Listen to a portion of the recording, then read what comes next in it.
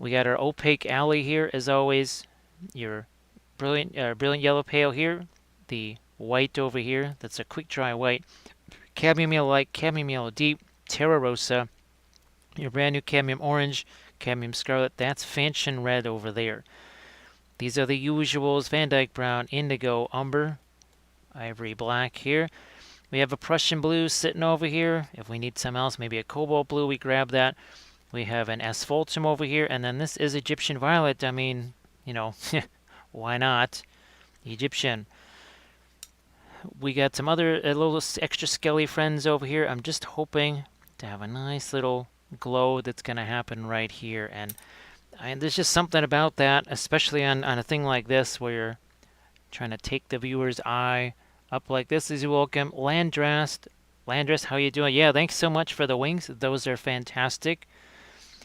Our imprintable terrain. This is from Titan Forge.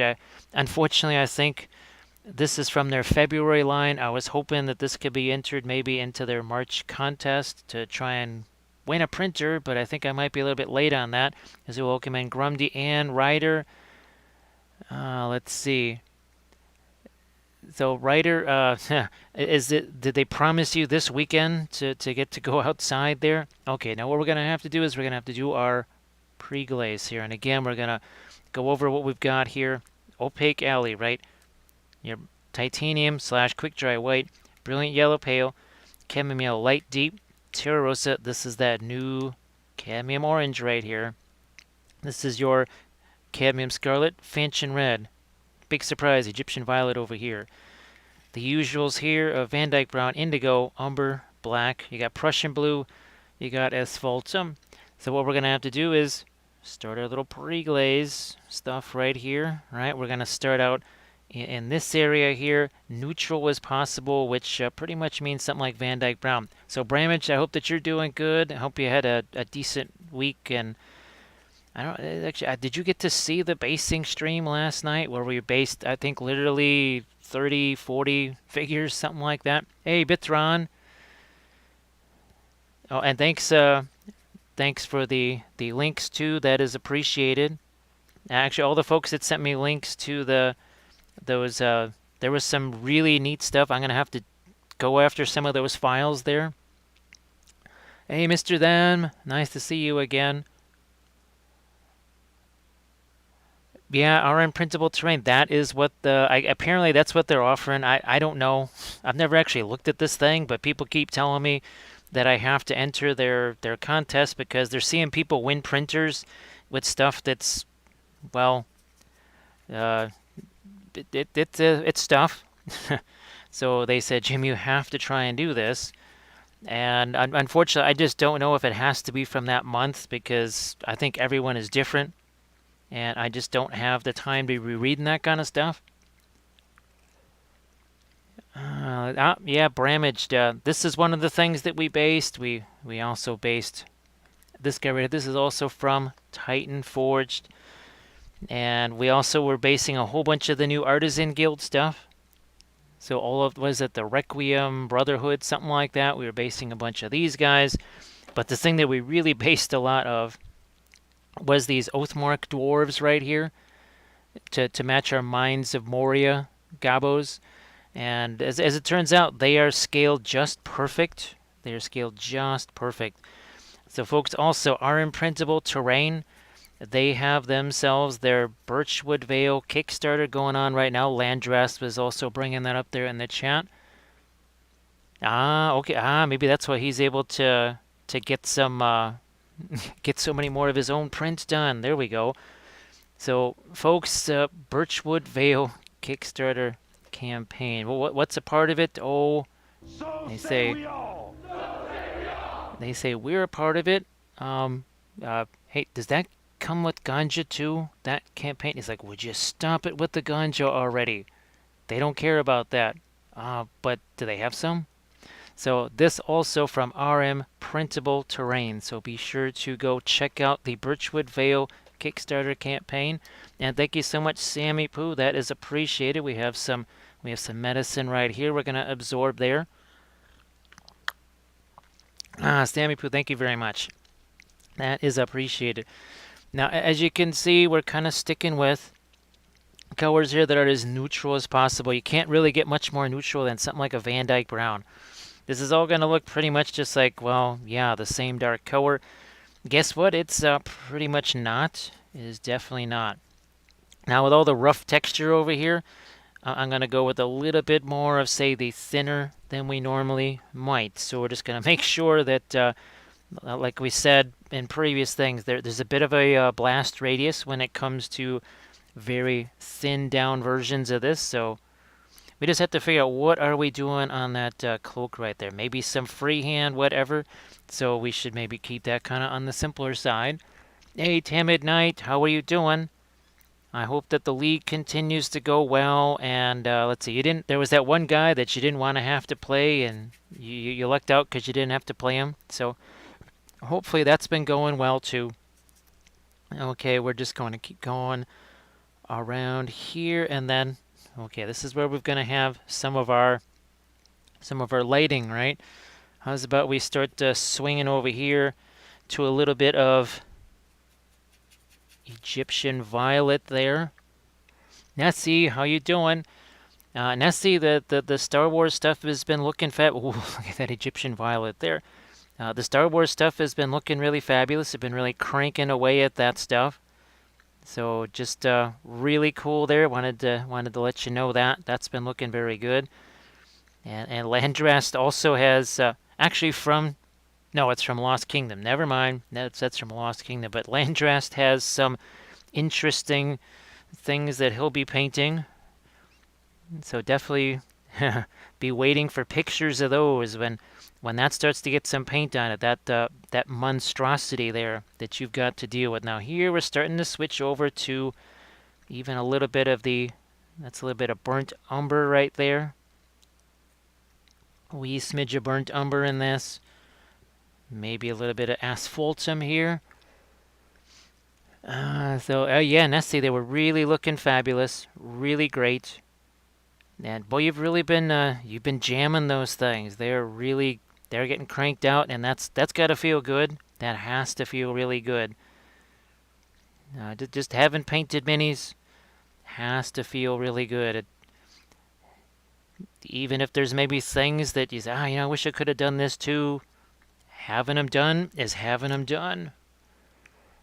Black Orcs versus Black Orcs. Many deaths were had. So hopefully you're not going to have to be relying on too many journeymen, which I guess that works differently now. So see how look at this. It's a little bit different of a pre-glaze, right? Look at how we're actually removing now as opposed to, say, there's still some of the figure that's got stuff to go, but, well, we got fiery glow to establish, right? Let's get rid of some of this, and then we'll go in with some of our red, some of our other stuff there. Hey, Fido, how you doing? Nice to see you again. Happy Friday, all that kind of good stuff. Happy Friday to everybody. Well, actually, for some folks, it's already Saturday, so happy Saturday to the folks for whom it is Saturday. Yeah, Nessie, it's just one mini at a time. Sometimes there's more. Sometimes there's not. More is always great, but we just said one is better than none. Let's see, the same goblin died twice. So are you just going to have like a zombie goblin figure or something like that? Just to represent how many times he has died? I think we're all caught up there. Hey, how family? How are you doing? Nice to see you again. This Egyptian violet stuff, my goodness. And it goes great. It's great with every flavor. It goes good mixed with, actually, burnt umber is a really nice little combination there. It's really good for creating some golds and that sort of thing. And thank you so much, Hot Rock. Well, there's going to be some hot rocks over here. There's going to be some hot rock. Hello, little hobbits. I think we're going to spark the ganja. I think that ganja is going to get sparked. Oh, yeah, that would be Tamid Knight. I think people would really like to see that. I think that would be very fun. Here, we're going to start off. This is a bit of Fanchon red here. mixed with a little bit of the asphaltum there. You notice it's not quite so liquid either. So Tamidnite, the Egyptian violet, is from, here we go, Williamsburg. And as it's in the book of Wappel, it says Egyptian violet is the king of all purples or violets. Everything else is just purple. Now, according to this, as you get diazonine purple, right? People have gotten diazonine purple. It is not the same. It is definitely, this is more vibrant. But then one color is handmade and the other one apparently is not. And it seems to make a difference. Seems to make a big difference. Sammy Poo is just itching to try that Egyptian violet. But even Egyptian violet mixed with other reds is really fantastic. So there's a lot that thing can do. It's really amazing. Actually, even if you just mix it with a cadmium, you get some crazy results just from that. So there's just so much that it can do. Now, this is one of these multi-stage things here. Let's see. I think different pages on your Facebook. Yeah, if it's not Egyptian violet, it's just purple. Nessie knows. Nessie knows. Everybody should know what Nessie knows. That if it ain't Egyptian violet, it's just purple. Here we're gonna get some of this down here too. Like so. Then we're going to come back now. Some darker tones into this. And then we remove again here. We remove again. Like so. So our in principle, yeah, that's why I dread the post office here. That's why I'm so enthused about the whole 3D printing of figures, right? Because eventually it just becomes a matter of sending files, and there's no crazy stuff. Typically, packages might go to 6616, 63rd Street, but I've never heard of 61. I don't even know where the heck that is. I don't even know if there is one. Hey, Jack, nice to see you again. Alright, so we're starting to build this up a little bit here.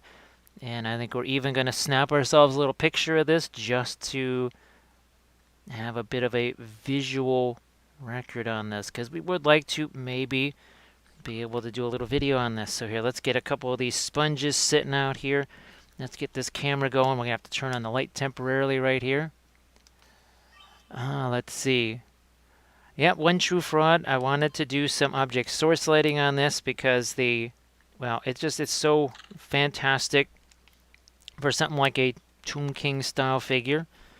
And it just adds so much.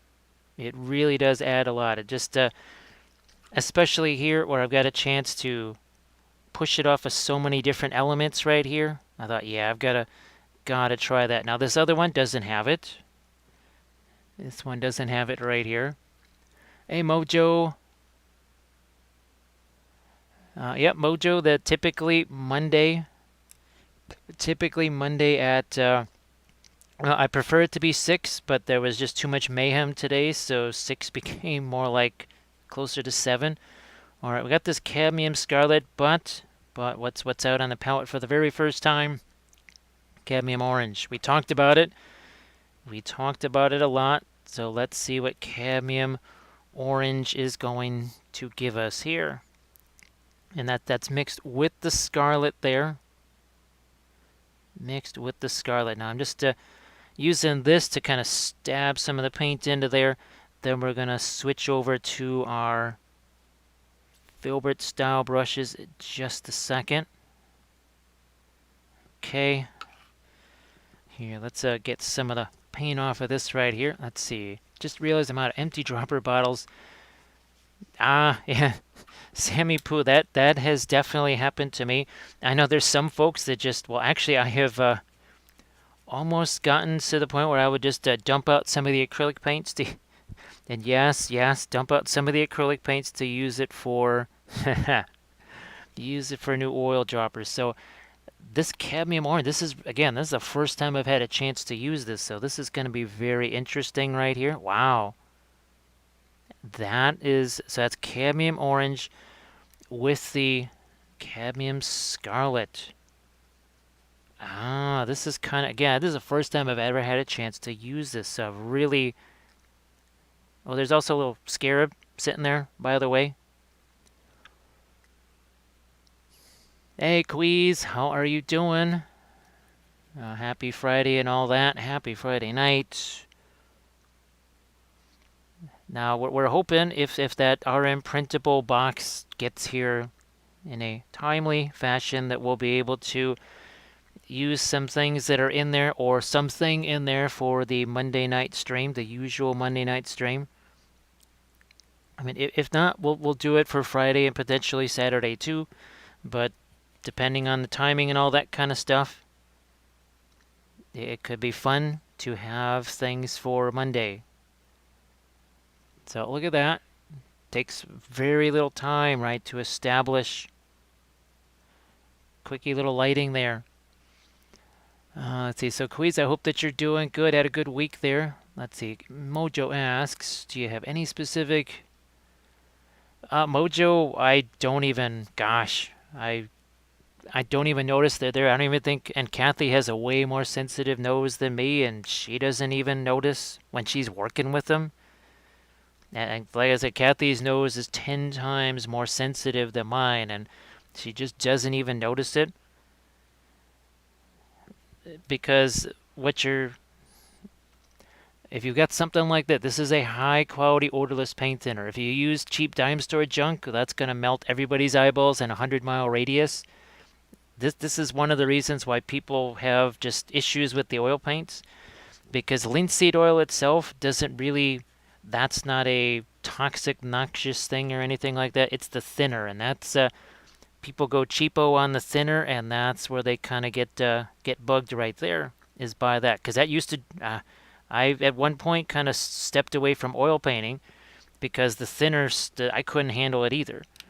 So I understand when people say, I can't deal with that thinner and stuff. So, oh yeah, I couldn't either when it was the cheap, nasty stuff. So that is a critical thing. Mo, it's nice to see you back. Nice to see you back there, Mo. Here, let's just we're gonna figure out where do we need some glow on this guy. Now, RM printable, I don't know when the heck I'm gonna get a chance to do it, but I have to get that FDM printer going because you have all that. We were talking about your terrain. Oh yeah, you missed last night's stream. Holy smokes! Yeah, we were talking all about the terrain that you have, which also, folks, it's not just Lord of the Rings terrain. It is also for Star Wars. Yes, there's sci-fi terrain. What's the other one? Infinity. That's what I'm thinking of. So yeah, Star Wars Infinity. There is more than just Lord of the Rings style terrain. So go check out our imprintable terrain. The Winsor Newton. Yeah. Again, Mojo. This is probably a bit more on the pricey side compared to those right here. You could, like, if you're going to do airbrushing, right, you have to wear a bit of a respirator type thing. You could use, oh gosh, what are those things? A little air filter type thing. I use that sometimes when I'm sanding stuff or whatever. So that's another possibility. Here, let's take this cadmium orange. Ooh, we haven't done this yet. We have not done this cadmium orange mixed with a bit of that cadmium yellow there. And we're using one of our microfilberts too, by the way, just in case people didn't see there. Hey, Diomedes, how you doing? Nice to see you. And Nosferatu. Let's see, the Tamiya enamel panel liner is stronger than the Mona Lisa. So Dio, how are you doing? I guess this Saturday is all kinds of D&D stuff going on. Well, there's going to be D&D stuff going on, what, in about 45 minutes? Because I believe the Pyro Club starts at 8 Central. So we're starting to figure out what we're going to do on our blade here. So again, this is from Titan Forge. Actually printed this sucker out myself, which is nice. Hey, Sunshine Grenadier and Roger, nice to see you guys. Nice to see you both. Again, hope that you are also having a spectacular Friday here. I'm gonna go over here and try to establish some of the lighter lights here for our flame. And let's just grab some of this yellow here. We'll do this a bit more of a glazy type thing. We got a lot of thick paint out there right now. You want to thin this down just a smidge here. Let's see. Cold Touch, thank you so much for joining here. Waiting to go to bed, but 3D. Yeah, Cold Touch. Is that not a temptation to just kind of wait for it to be done? It really is a temptation, right? There's been times where I've just A, wanted to see if it actually printed, and then B, just so tempted to get the next one going. I really wanted to get a print going before we started here, but there was barely time to get this stuff going, much less try to get another print going. So yeah, hopefully later tonight, although it's going to be a very long night tonight because I have to prepare for tomorrow. Because tomorrow there's that CavCon or whatever, and I've got about 1,000 things to prep for that. So it's going to be a very, very, very long night tonight. Here, let's get some brighter. Again, we're trying to focus that firelight here as much as we can. Yeah, Cold Touch, it's I mean, for me, I always just try to take a little peek and just see, first of all, do I see a forest of supports? As long as I see a forest of supports, I have some hope. And then I kind of hope that, well, in that forest of supports is something good instead of nothing. We'll definitely do some film noir here. Diomedes wanted to see Conan the Librarian. Yeah, I think, I'm not sure what kind of glasses that Conan the Librarian wears.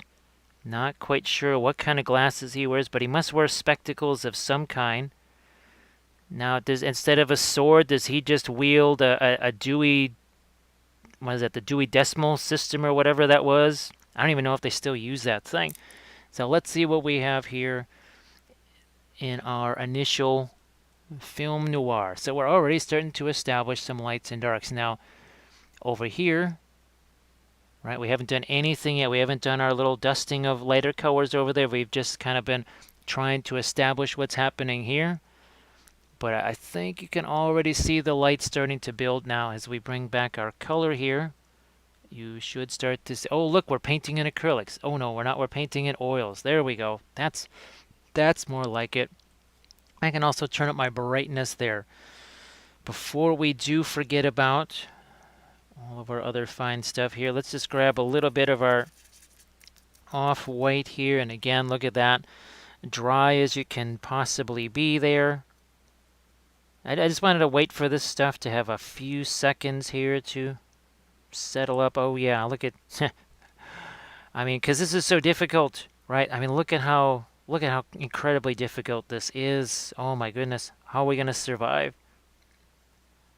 How are we going to manage the fact that it just took a few seconds to get smooth blending on this? I don't know. I'm not sure I made it. I'm spent here. So, Sunshine, I hope that you're having a good Friday.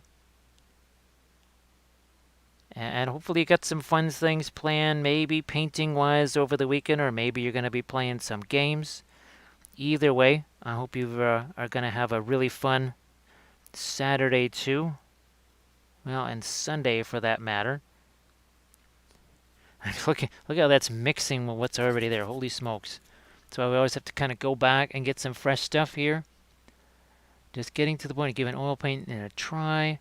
Wet staining paints for the pre-wash.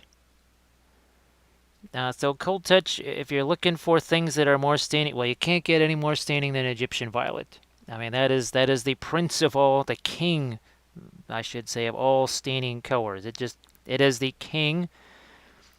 Aside from that, unless it says, say, Prussian blue or maybe phthalo green, phthalo blue, maybe alizarin crimson or indigo.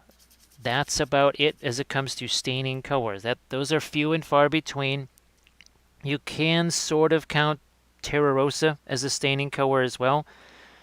Now, Egyptian violet, as soon as it goes on there, it's a staining color. Things like indigo, some of the other color, even burnt umber, if you leave it on there longer, 15 minutes, 20 minutes, half an hour. What was one of these things here we did? It might have been this one where we left the pre-glaze on there for 5 hours and still a whole bunch of it came off because none of these were staining colors. So, and again, this is another 3D print that we did here. That is from the Printing Goes Ever On. So Nosferatu, how goes all the stuff there? How's the painting been going? I did talk to John from Warlord, about some of the naval combat stuff that they've got going on, and obviously the little agreement there with Mantic and such. That's still weird to think about that. Oh, Green Lantern theme, Luminaf. Sunshine. That sounds really nifty. If you've got, you can always shoot me a picture or something like that on Instagram, just to say, hey, check this out. You can always do that. It's very fun to see what people are doing with the stuff, especially after painting those Lumineth there. Look at this. So all these fun, crisp details right here. Yeah, Cold Touch. Now, I think we already talked about having the Terra Rosa, right, and the Indigo, wherever that is. That's not Indigo. But those are two you really want to have. The Terra Rosa and the... And the nice thing is that these are really cheap. These are really cheap paints. And these are just kind of must-haves. So it's nice that they're cheap, and they just do so much. They have a lot of value to them. They're almost like film noir. They have a lot of value. We also value Valfera. So Valfera, you got a lot of those are some colossal figures you've got going on there. I saw your post there. Yeah, I saw your last post. Those things are gigantic. Boy, those would probably be really, really nifty for oils too, I would imagine. I can only yeah, those would be very fun. Here, let's start to think about a couple of lighter glints on here, especially where we have the metals. So I think we're just gonna plop some of that here, and then we're just gonna push that around. And thank you so much, Marty Marr. Hey, Marty, nice to see you again. Marty, thank you so much. We're gonna let that drop right into our fortified nutrients right there. Let's see. Nosferatu has gone all in. He's got a Basilian, Orc, and Dwarf fleets. And the cards to use the Warlord, got Black Seas. And we get the Undead fleet too. So Nosferatu, I have not had a chance to look at that whatsoever. If I can, I'll try to just do a quick Google search on it or something like that and see what kind of things pop up. Let's see. Marty Mar, doing okay. We did a very long basing stream last night. There was at least 30, potentially up to 40 miniatures that were based last night, including this guy right here and this one right here. Yeah, Velfera, those look like they could be really spectacular. So I hope that they're fun for you. I know sometimes it can be a challenge and such. And folks, let's welcome in Lord Dave. Lord Dave, how are you doing there? Nice to see you again. Boy, Lord Dave, yeah, you missed all the basing craziness last night. There was one figure after another, after another, after another. There were just figures being based left and right. I actually used up almost 2 full Sculpey, sheets that I had baked. One of the dwarf texture, and used I used practically all of the lion theme texture as well. Mo, the new cadmium orange has definitely been doing some damage right here. It has really been, I think it's been pretty effective. I really think that it has been. And it's in the upper right hand, well, upper right for me, upper left for you. So it's right over here, right there. It's pretty interesting. That's got some oomph to it. And what's nice is that, see, when I mix these lighter cadmiums with it, when it's the fluorescent orange, it tends to turn pink and it just loses its intensity, but the cadmium orange does not. So, how many weeks did we speculate that cadmium orange could be a very interesting alternative? Well, I think that can be confirmed. I think it's a good alternative because there's no fluorescent on this at all whatsoever. Well, Marty Mar, it's gonna be saved as a highlight as always, so you'll always be able to watch it, sort of like a YouTube video, minus the commercials. Yeah, hey, yeah, that's how I should really be talking about the highlights on the Twitch channel. Is they're like YouTube videos minus the commercials because they sort of are. I mean, not sort of, they are. Oh, Lord Dave, we went absolutely berserk. We were also basing some Artisan Guild. These are the brand new Artisan Guild figures too. We were basing those. We were also basing some more of the Printing Goes Ever On right here. And then, of course, tons and tons of dwarves for our Moria army so that we can do some more, guess what, more object source lighting. Hey, Preacher 40K, welcome in. I saw your latest post there on Instagram. So it seems like the painting has gone well for you. Yeah, Lord Dave, yeah, we're hoping that we could maybe use this towards the Titan Forge painting contest so that we could maybe get ourselves one of those printers. I don't know, however, if it has to be from that month's selection. Unfortunately, this is from February. I just kind of forgot about that. It doesn't matter because this is really, I'm having a blast. I've been anxious to paint all these Tomb Kings themed figures for quite a while. Everybody is pretty well aware of that. So, I mean, if it works, it works. If it doesn't, it doesn't. Whatever. No big deal. Let's see. Mo, I'm glad that you can get that there. But it's fantastic stuff, Mo. I have to say, it's pretty darn nice. I'm not gonna say you won't be seeing the fluorescent stuff again, but it won't be quite so essential. But this cadmium scarlet now looks almost more like the fluorescent next to the cadmium orange. Yeah, this is really interesting. So that's a big change. That is quite the interesting change here. Hey, Coffee Nerdy Beer, how are you doing? We can just get rid of it in a second, but I just want to just want to play with something right here, see what happens. We're just gonna screw around, maybe with a smidge of freehand here, see what happens.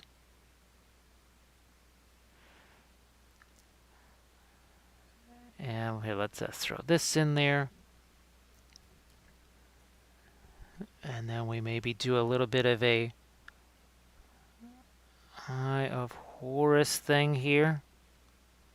And if we don't like the triangle thing, then we can always get rid of that. I might actually get rid of that. I don't know. Let's see. See how it works out here first.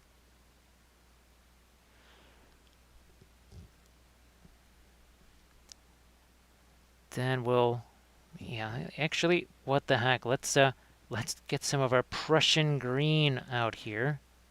Let's do something like that instead, maybe.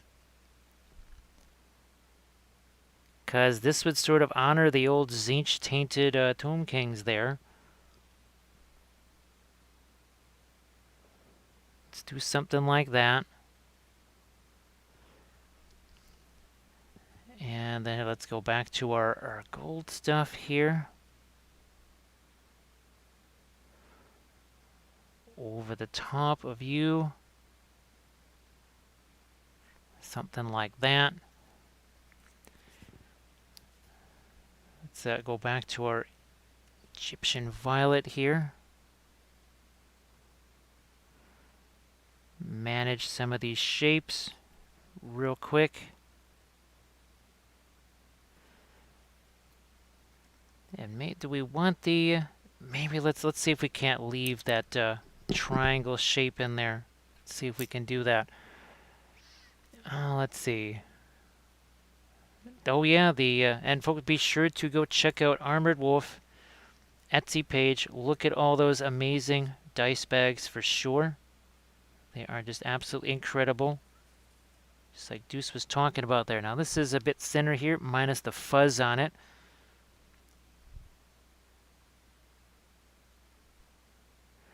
Now we can maybe lighten up some of this here.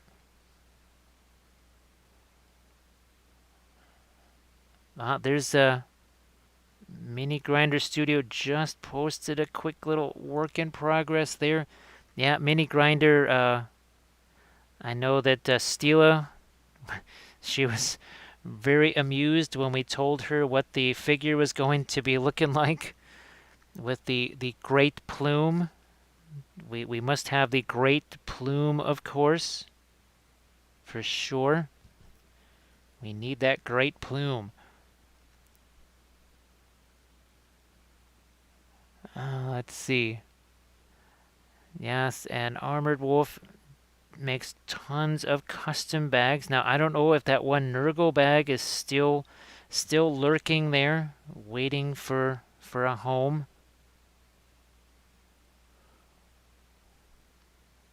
I'm going to have this part of that come down here now.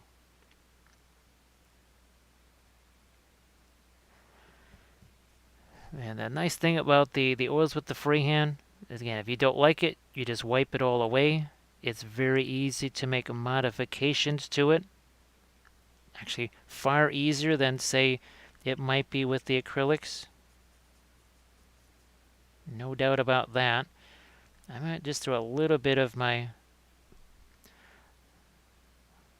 lighter tone in here. Then we're going to go the opposite here. We'll take some indigo maybe and some of our Van Dyke brown here and create sort of a pupil for this. Hey, Reiner, how you doing? Boy, folks, boy, it's been a little while, so be sure to, well, I'm sure you're already following Reiner, but just to double check and make sure that Twitch wasn't twitchy and decided to unfollow, because that happens all the time.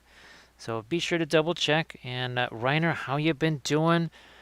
I know you've been blasting away at a whole bunch of the Judgment stuff, right? I think I saw your Instagram posts the other day, so it looks like you've been doing a lot of the Judgment stuff there.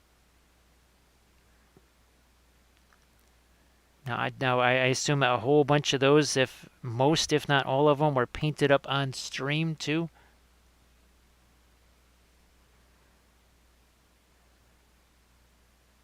Yeah, sorry that I haven't dropped you a message there in a while. Maybe I'll shoot you a message or something like that after the stream and can see how things have been going. Here, let's just give that a little support down there. Oh, like so. It's so simple and easy, right? Oh my goodness, it's just so simple and easy.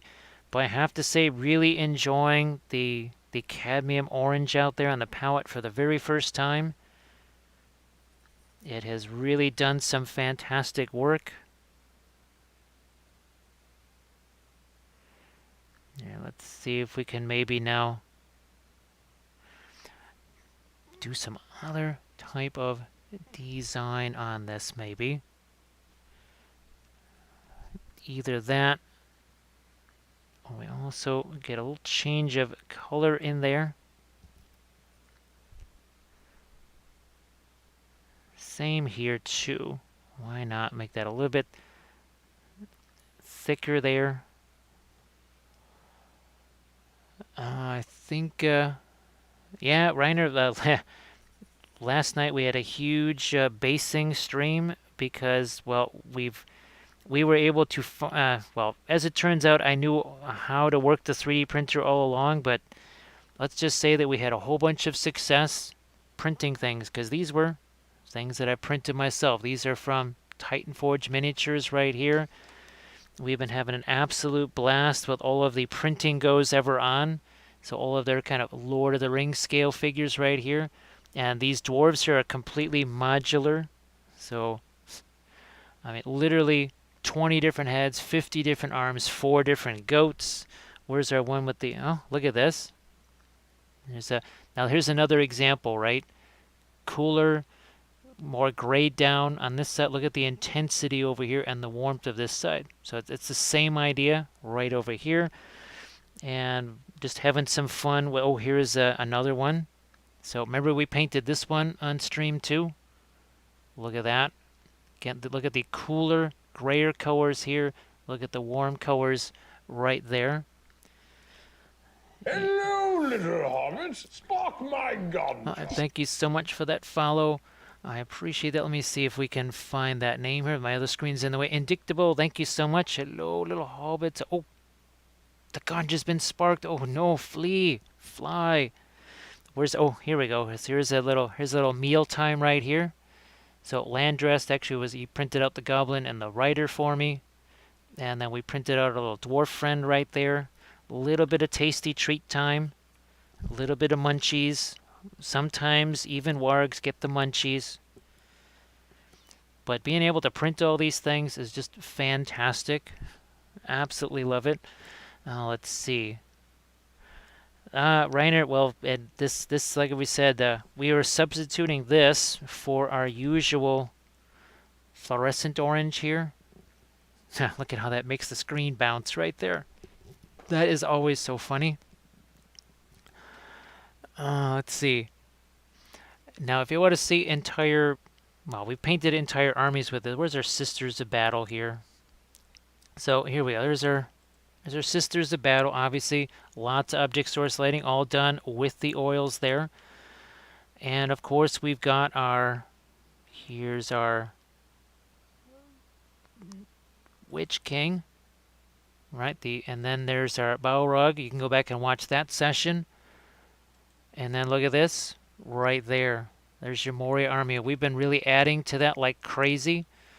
And then of course there's some close-ups on our gobos, and we introduced these gobos because we've got ourselves Abidu, and we also have ourselves a big Jim Slade. And that means he says hey, you got a quarter? I'll buy it off you for a nickel. I'll give you a penny. Pennies are cooler than quarters. You don't want that quarter. I'll buy that off of you. So, Big Jim Slade, how are you doing? Let's see. Okay, speaking of basing, I'm doing basing for your Zinch Demons. Lots of modeling paste on bases tonight. Yes, well, you know, give those Zinch, give them the fisheye. Be sure to give them the fisheye. There you go. Haha. Yeah.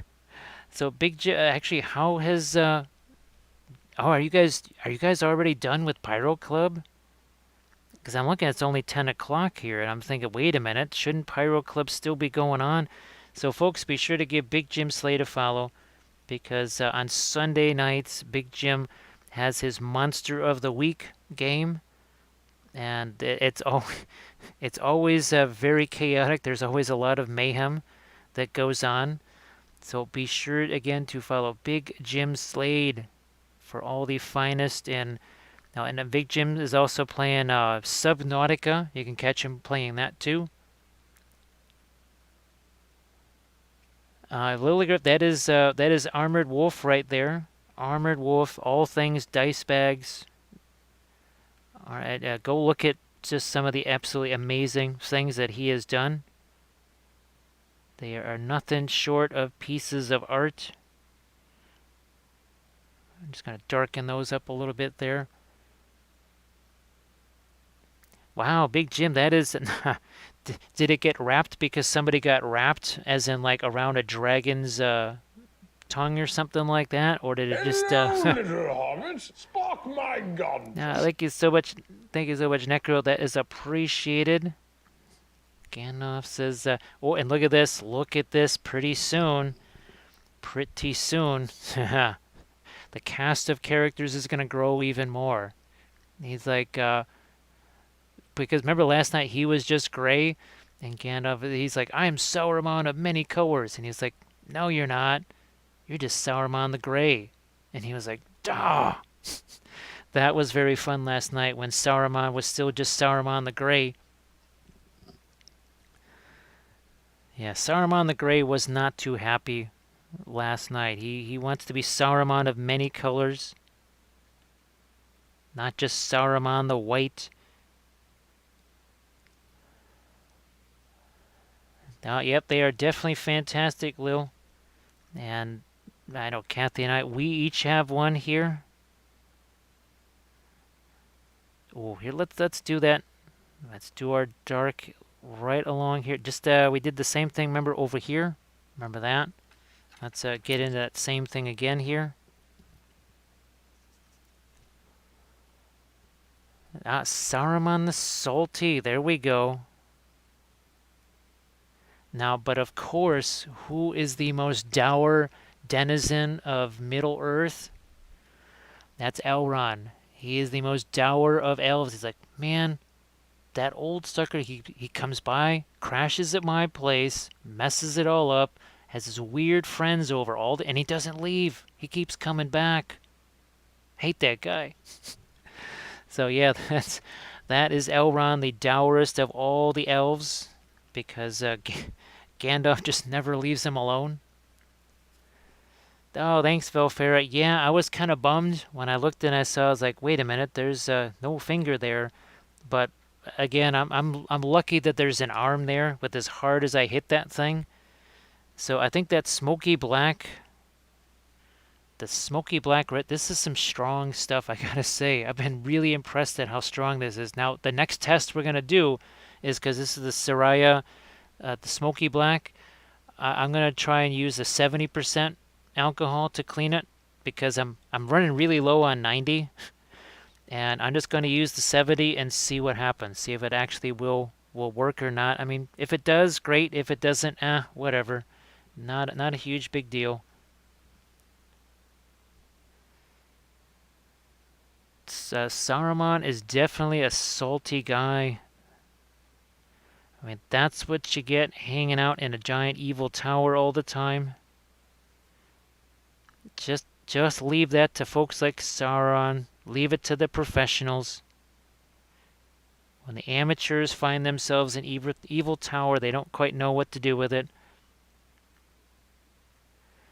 Now here, I could really use a little bit of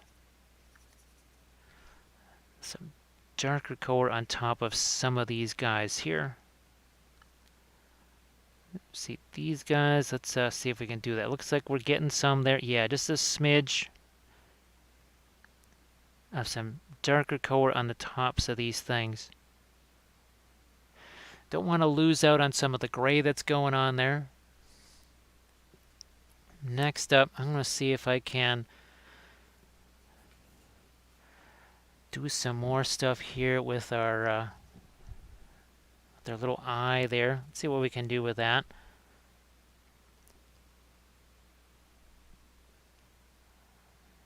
See if we can give that some rays of something here. I don't want it to be too chaosy, but why not? Yeah, definitely, Lil, the bags there, just a fantastic quality.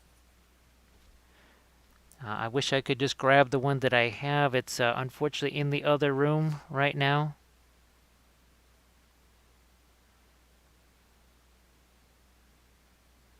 So, oh, Big Jim, is everybody playing Valheim or something like that in Discord or whatever now? Or just hanging out in Discord?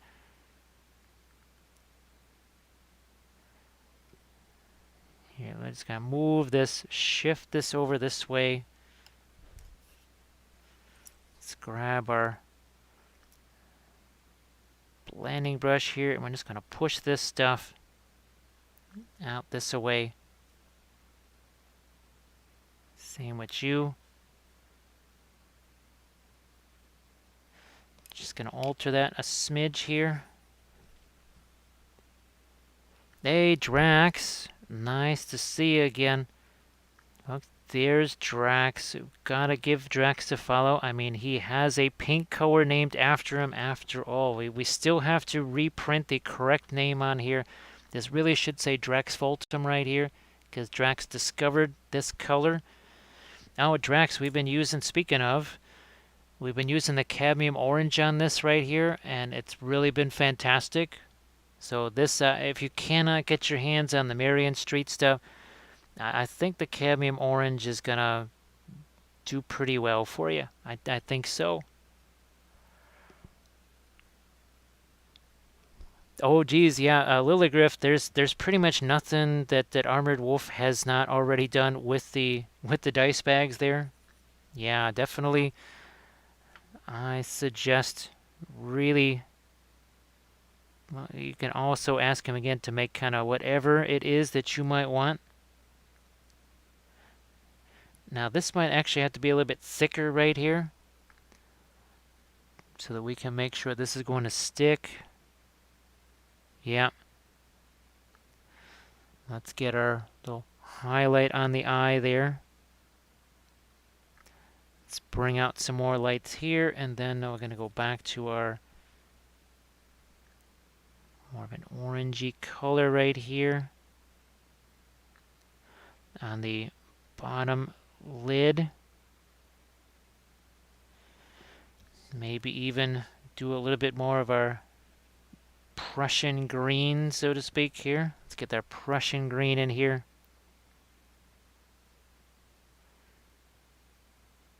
Even darken that down just a smidge there. Okay. Yes, Lil, you definitely need that Skaven bag. You need a Skaven bag. You know you have to have it. You've been doing all of those Skavens.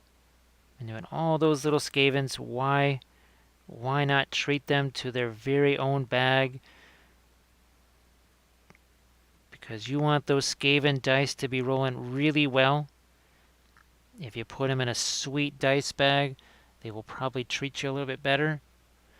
It's altered mana. It's going to go into the lurk mode. Lurk mode is work mode. That's for sure.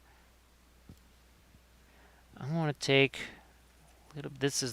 That's the Egyptian violet and our new cadmium orange color. Again, that's been pretty fantastic. That cadmium orange. So Drax, I hope that you're doing good.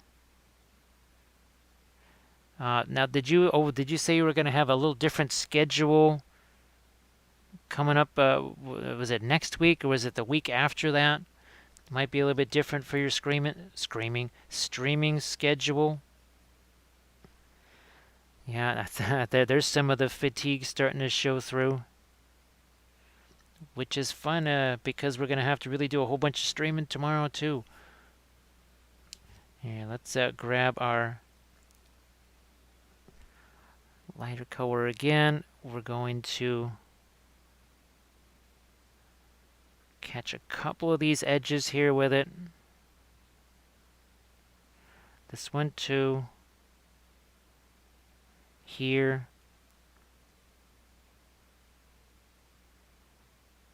And that is all very much wet into wet, but you could let it dry if you wanted to. That's why typically I am working on dozens and dozens of figures at any one time. Literally dozens of figures.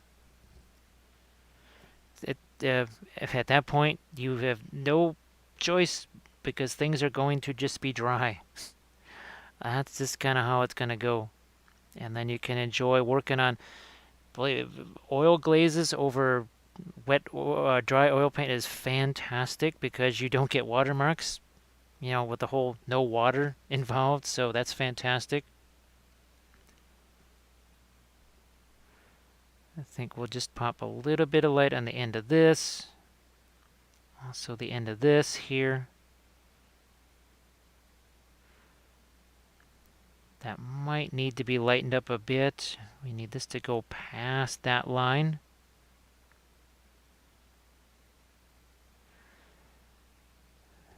And the nice thing is we'll just go over here to our Egyptian violet.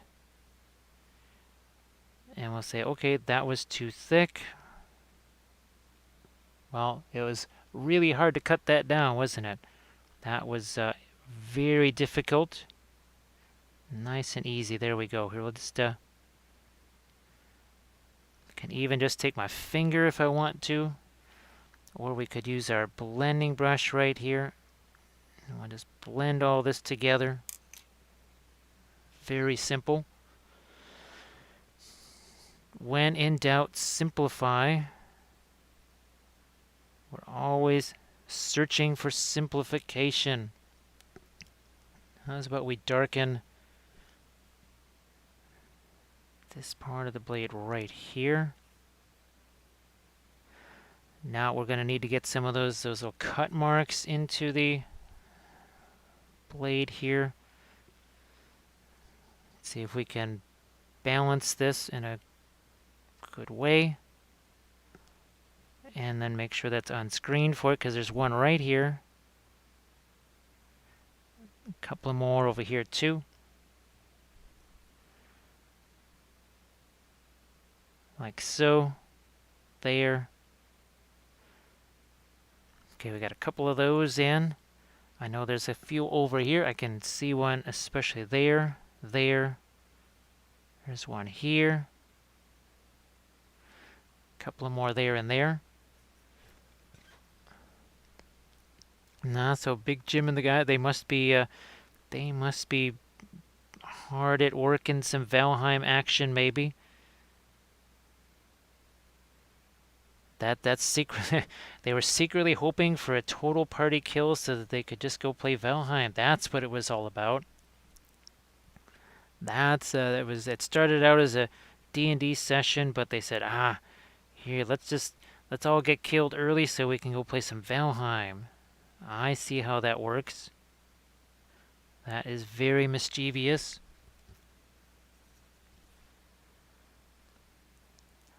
I'm gonna get some more of my dark coat right on the other side of some of these. We need to maybe it's fun to have all that Egyptian violet there, but I think we also could probably stand to have some of our, guess what, Prussian blue in there.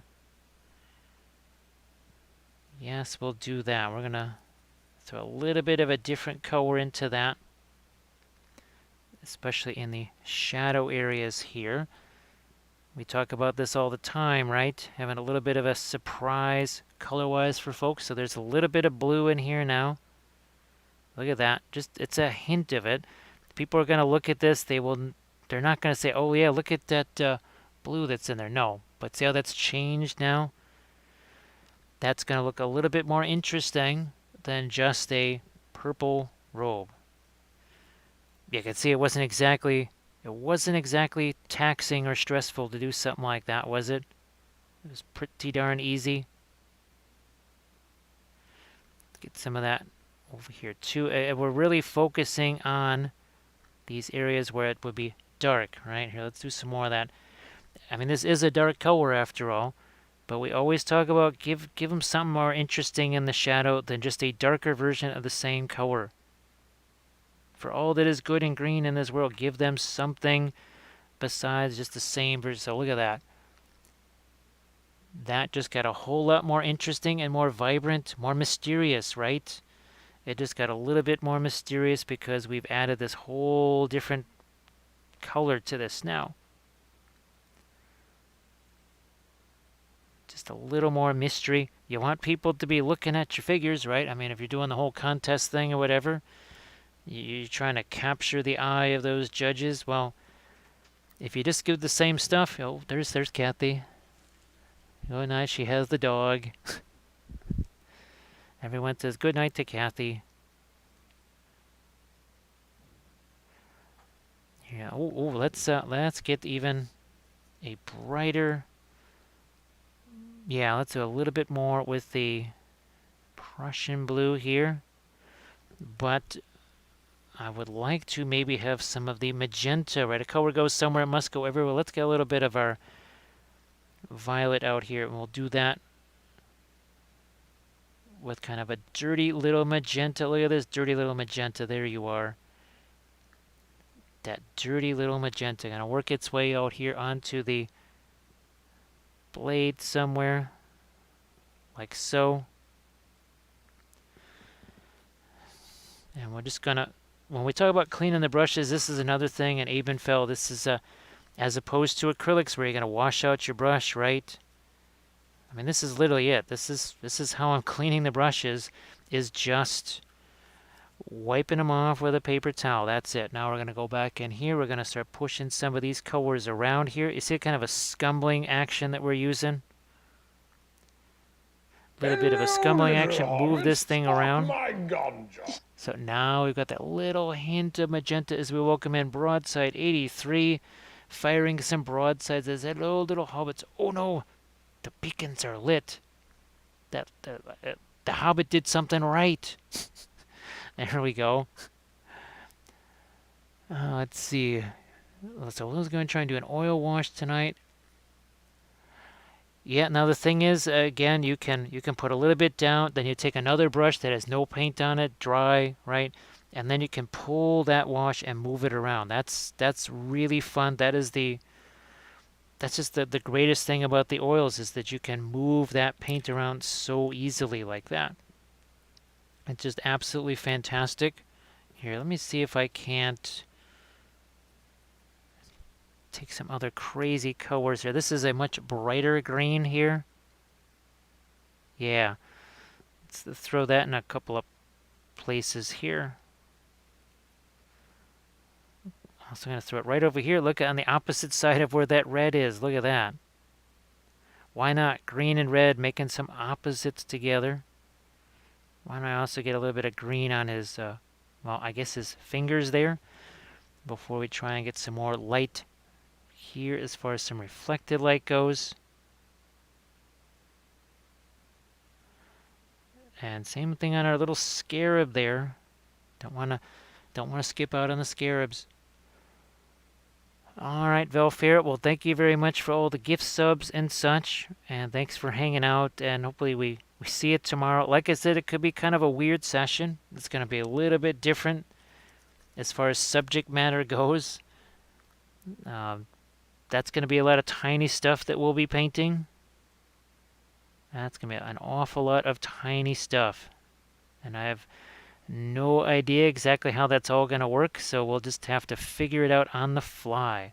So look at that. We just threw a little bit of green on that side there.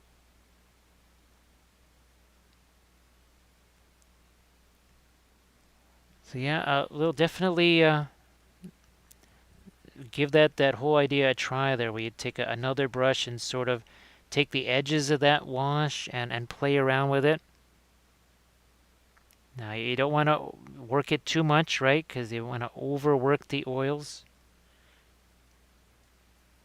So say we all.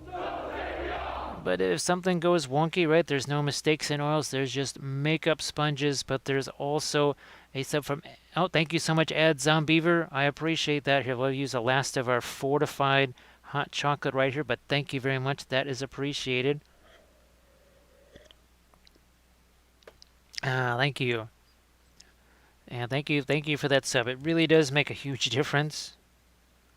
It's the reason why we can try and snag things like this to test out and see, well, okay, these parts of the world, it's so difficult to get their hands on the Marion Street fluorescents. Maybe we provide another option. And that it's fantastic because it gives me a chance to maybe delve into more of those possibilities. I'm going to see if I can't get a couple of extra little highlights in there. Boy, the detail on this, the handle of this is just unbelievable how much detail is in there.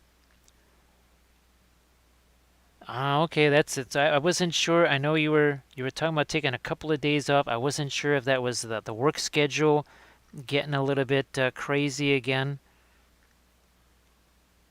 So usually Drax streams Sunday through Wednesday in those later evening hours, which is fantastic here in Wappelville because I can actually get to, oh, look at that. Look at what's happening right here, huh? Ooh, look at this. It's that chain of highlights, right? We're getting to that point, and that means nothing. If we've gone right to the highlight color, boom, straight away, none of this means anything. That does absolutely zippo for us. Even here, see, I can still, we've been waiting on this. This is really the first time I've added just anything that could be considered straight up white here. And we've been at this for 3 hours, 26 minutes. It's really the first time anything that is white is getting painted on here, but it's having a dramatic effect, yes. It's having a dramatic effect. Now I might even get some more of the fresh quick dry white out here. But I tell you, Landrest and I, we've been talking about this. I wish that I could stream more. The three impediments to that is, well, Kathy's doing her streams, so she kind of needs some bandwidth herself, and we can't be both streaming at once. Also, I need to film videos and then upload the videos, and none of those things can happen, unfortunately, while I'm streaming.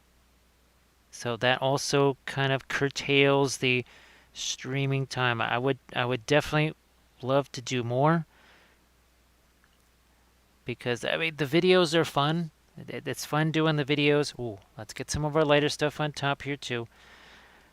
But there's obviously it's just me talking to myself. I try to make it as if we're having our usual Twitch conversations here.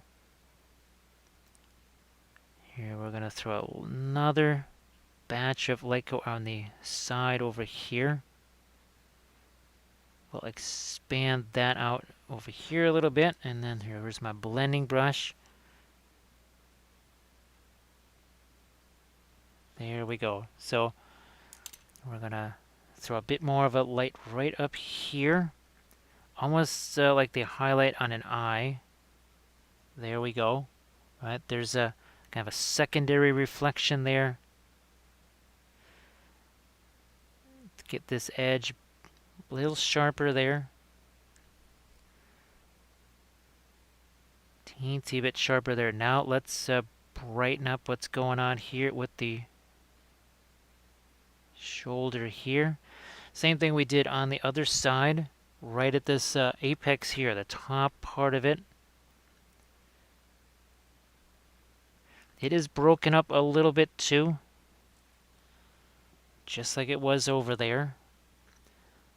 If you look at the Tomb King's illustrations or anything like that, you're going to see that is pretty much how they approach this sort of stuff.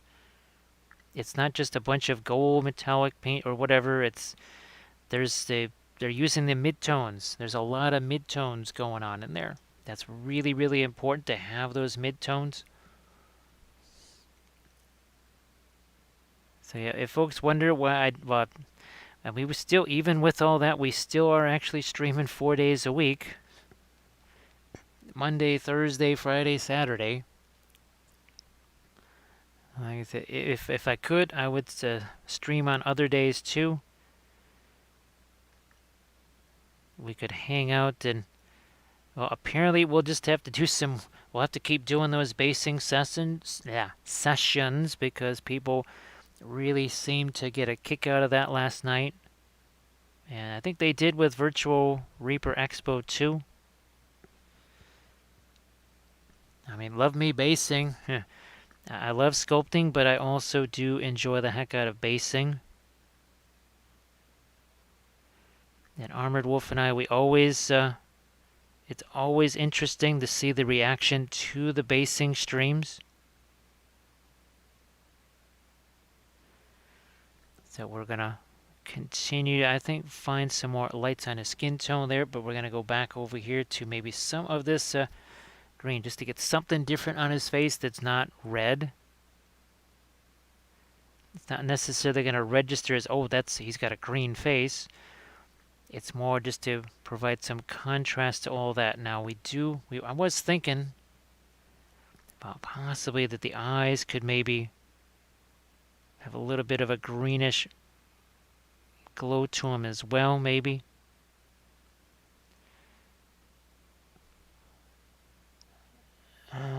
Prison Mike. Yeah, so Prison Mike, we based this guy last night. All this stuff we were basing last night. Where's our Artisan Guild figures here?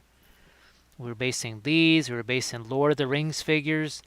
I think we based about 30, maybe 40 figures last night.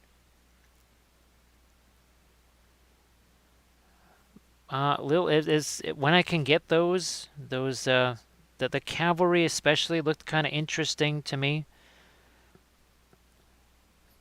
I know for me, the one thing I'd like to do is get back to the Osiarchs, and because I like to make a Warcry warband out of them, so that I can kind of add to the Osiarchs that I already have here. Now I do have some more of the Lumineth, and I'll either keep going with this scheme or maybe try a different scheme with the Lumineth as well. I also have, oh gosh, what's one of the other floaty undead armies there? It might just be the Nighthaunts or whatever. I also have some of those guys. But at a certain point, we'll try to get to some of the vampy guys there.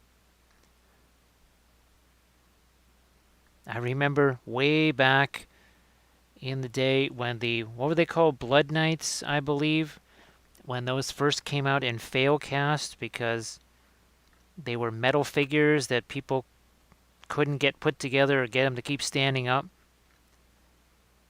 And then they came out in Failcast, but that didn't work out so well either. Yeah, it's what is it, Archeon or whatever, right? It's gosh, I have the box here somewhere. Well, I also have the Zangors. I also have some Zangors because we'll be finishing off. Where's our Thousand Suns here that we'll be finishing off? So I have also some Zangors. So once we get our Thousand Suns finished, we can, of course, naturally revisit Tzeentch once again in the form of some Zangors, because it's all Tzeentch. All Tzeentch all the time. Oh, Drax, gee whiz. I knew there was a question I meant to ask you. How did the crackle paste stuff work out that you were using on the last stream? I completely forgot to ask you about that. Hey, JS, how are you doing? So tomorrow is, I think it's called CavCon, and it's just CAV in all caps, ironically enough. They really, really, really, really wanted me to paint a bunch of their stuff during their convention, and that is this weekend. I might be going on today too, but tomorrow I will be painting a whole bunch of Cav stuff. It's basically sort of like BattleTech. It's a maybe 6mm scale, something like that, and you've got hover tanks and what the heck else? Some aircraft, drop ship type things. So I guess also was that drop ship commander, or drop fleet commander, those type of games, kind of like that, I suppose. I wish it was more cracked, but good enough for 10 minutes. Yeah, it looks like Deuce has switched to. Let's see, those are the come out new plastic kits. So Deuce, they sent me whatever the latest. Oh gosh, that's not Gen 4. What is it called? Reaper USA or something like that. Whatever that latest version of that type of material that Reaper is using, I guess that's what these are made out of. So we'll get to see that. Oh, look at this. Look at all those fun little striations there on his arm. Yeah, Drax, it seemed like you were able to kind of plow through that pretty quickly. So I was hoping that it was going to work out for you. And it seems like it did. I don't know just how much, like, here, where's that Green Stuff World crackle? Here it is. So this was the Green Stuff World crackle paste right here. And that worked really well, mixing it even with the other stuff. My usual Vallejo pastes. So I do believe it is Bones USA because I think it's like their latest stuff. So pretty sure it's the Bones USA because they had, well, actually even these. Where's our Mike Disney figure here? Even this was that new Bones material. That's all the crispy stuff. It's not the Bones Black, but the successor to that. So it must be the same kind of Bones USA material.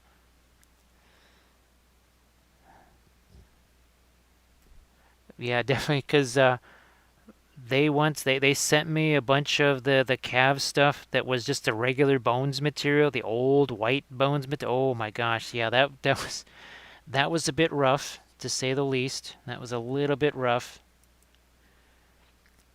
Especially things like the aircraft and such, where the wings were just a paper airplane would have more solid wings than those did, which is a little crazy thinking about that. Here, let's just see if we can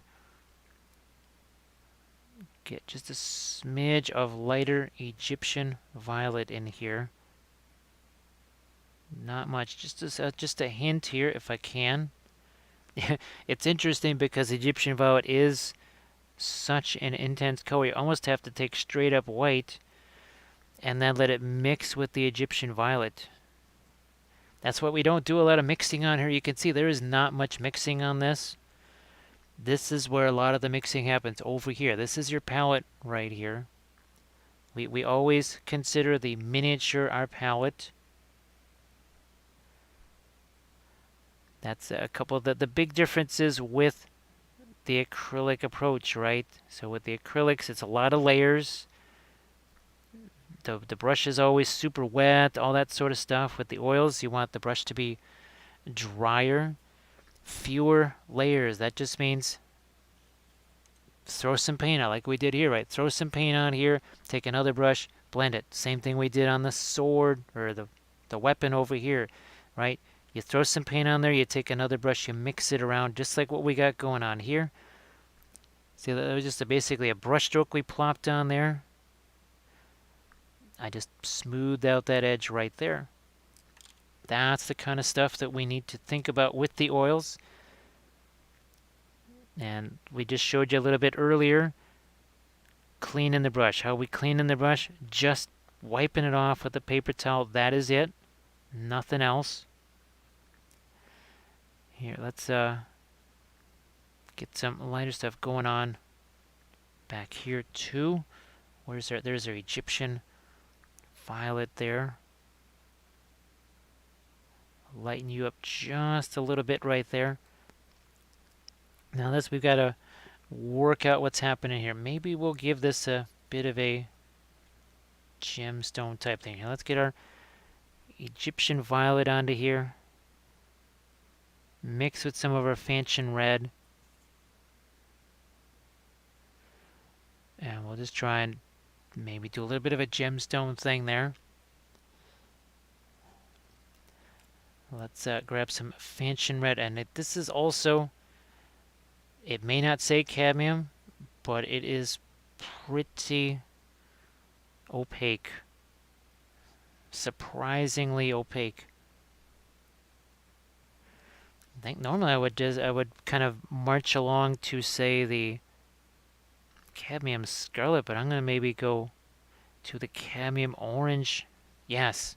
Let's go. Now, let's do the scarlet here. We got to do these. I almost forgot our little triangle gems over here.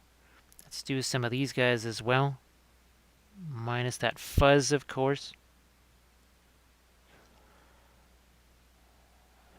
So the Patreon page there, we I think I just finished filming and editing and rendering the 9th video of the month here. And that, like I said, as soon as I'm done here, that's going to start uploading. So that Army Painter Patreon pledge level there, that essentially gets you about 700 hours worth of content just already, because you're essentially getting every video I've ever made, but you're getting usually 10 to 11 new videos every single month. And on average, they're about 120 minutes long. So, yep, you're getting close to a dozen new 2-hour videos every single month on basing, even sculpting, terrain, freehand object source lighting, oils, not oils. Because, yes, I still do stuff that is acrylic because not everybody can use the oil paints. So, we're still doing videos on acrylic stuff. We try to cover all the topics that you can possibly imagine. Now I think we can get to our cadmium orange here, our brand new cadmium orange. Let's play with that down here. Wow, that is just such a, I am not used to seeing that there. There are historical, we got Lord of the Rings, Song of Ice and Fire, 40K stuff, Warcry. I think we've done at least 3 Warcry war bands as part of the Patreon page. And right now our 2 of our current series, one is Thousand Suns, the other one is Song of Ice and Fire. And we're just about to start getting into some 3D printed miniatures on the Patreon page. We finally can get into that. I've been waiting for that for a long time. And I do believe maybe the next army painting series is going to be utilizing stuff that I printed out myself.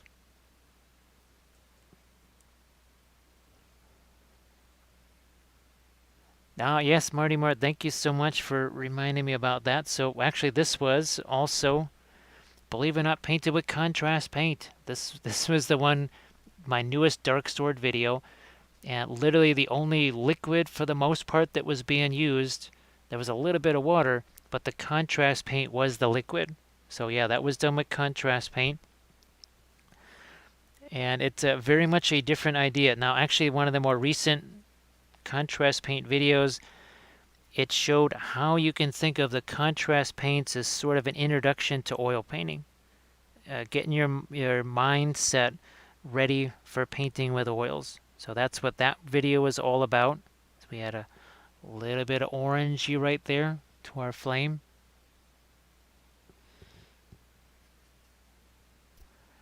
And then what was the crazy, the month of metals? I think that was this month where we took the, was it the mica powders and the interference powders, and we mixed those with oil paints. And we tried to find out, okay, can we make metallic oil paints? And that was pretty glorious, I gotta say. That was, those are some crazy fun videos. I'm gonna, on that, I know there's a scarab over there that could really use a little bit of a light underneath it there. There's some more. So this cadmium orange, I think, was a very successful, and it wasn't super expensive. You just kind of wait till Dick Blick does one of their sales, right? And then you just kind of jump on it. Ah, look at this, Zambi.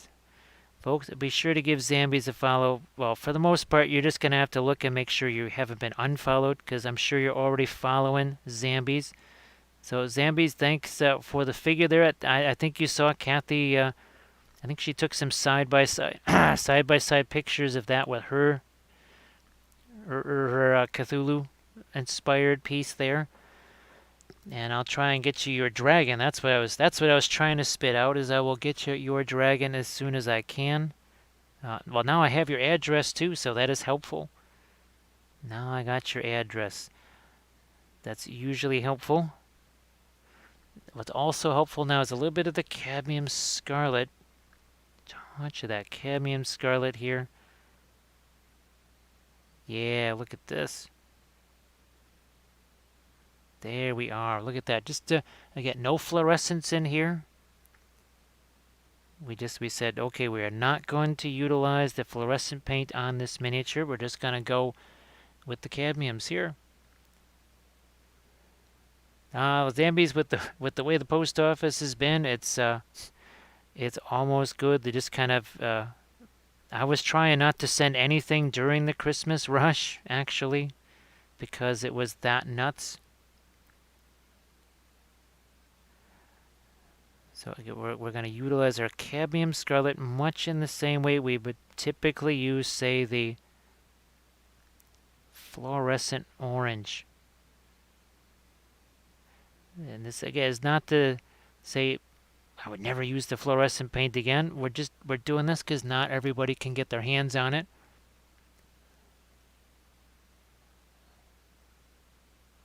Oh, so you did your initial pre-glaze there, Lily. Now it's going to depend on which colors that you used, right? Because we know some of them are more some of them are more staining than others.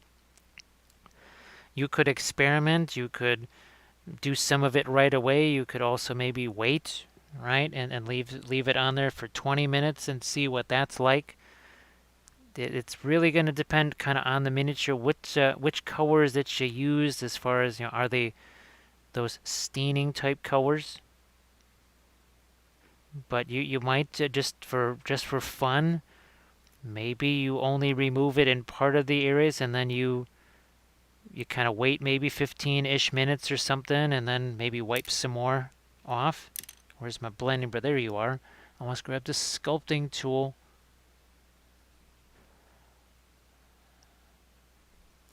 And now hopefully you've also got your sponges kind of cut up into these smaller pieces here.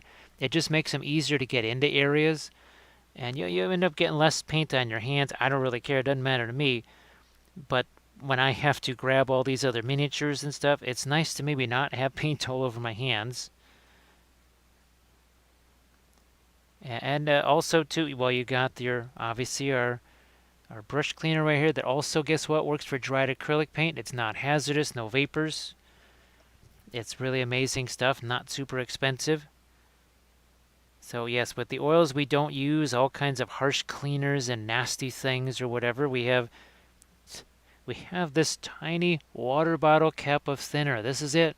That's all. Everything else is all the same stuff I'd use for acrylics, even down to the, where's my army painter? Here we go. Even the anti-shine that goes over the top. Same stuff I would use for acrylics right there. Literally the same stuff, no difference. I am, however, just going to hit the base. I'm going to hit it with the black there, because that way I'll have a little better idea. Do I need to get any darker or lighter with my colors on the bases here? So we're just going to grab just a little bit of this. Just some quick acrylic black here. Of course, as always, the acrylic tubes are jammed up, so we have to rip off the top to be able to get any paint out of it. That is vintage acrylics right there.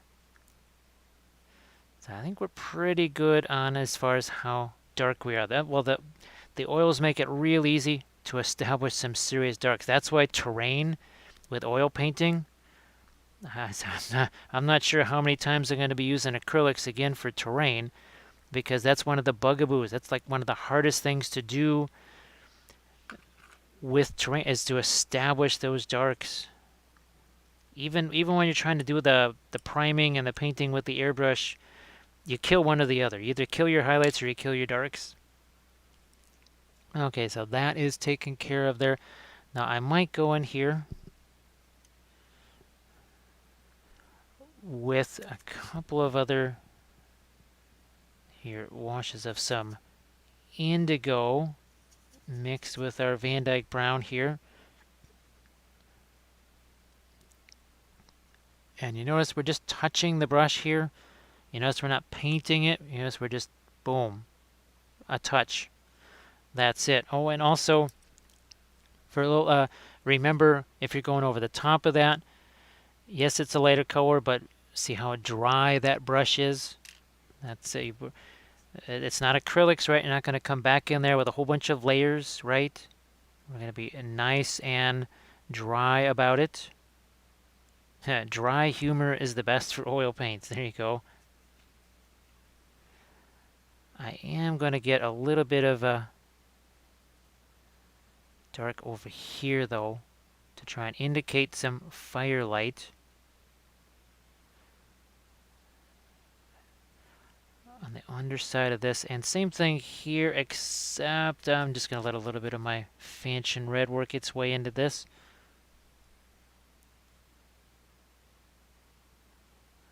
I think that works better. Here, let's also darken that down too. The darker we make this, the lighter that gets. You can only highlight things so much. Eventually, you're just going to have to make things darker around it. There's so little thinner in here, it will eventually evaporate away, and then it just kind of collects at the bottom. I don't even throw this away. Actually, I think I've been using this thing for months. But you could just let it kind of evaporate or just kind of dissipate, right, until there's just kind of your sludge at the bottom. And then that you can toss away. You don't really have to worry about it because it's at that point it's not really liquid anymore, right? It's just dry. Let's put it this way. I'm sure bacon grease would be 1,000 times more flammable than that, or cooking grease or whatever. So yeah, I think you'll be just fine. Okay, we are going to now think of some indigo here. Get a grayish color on this side of the rock here.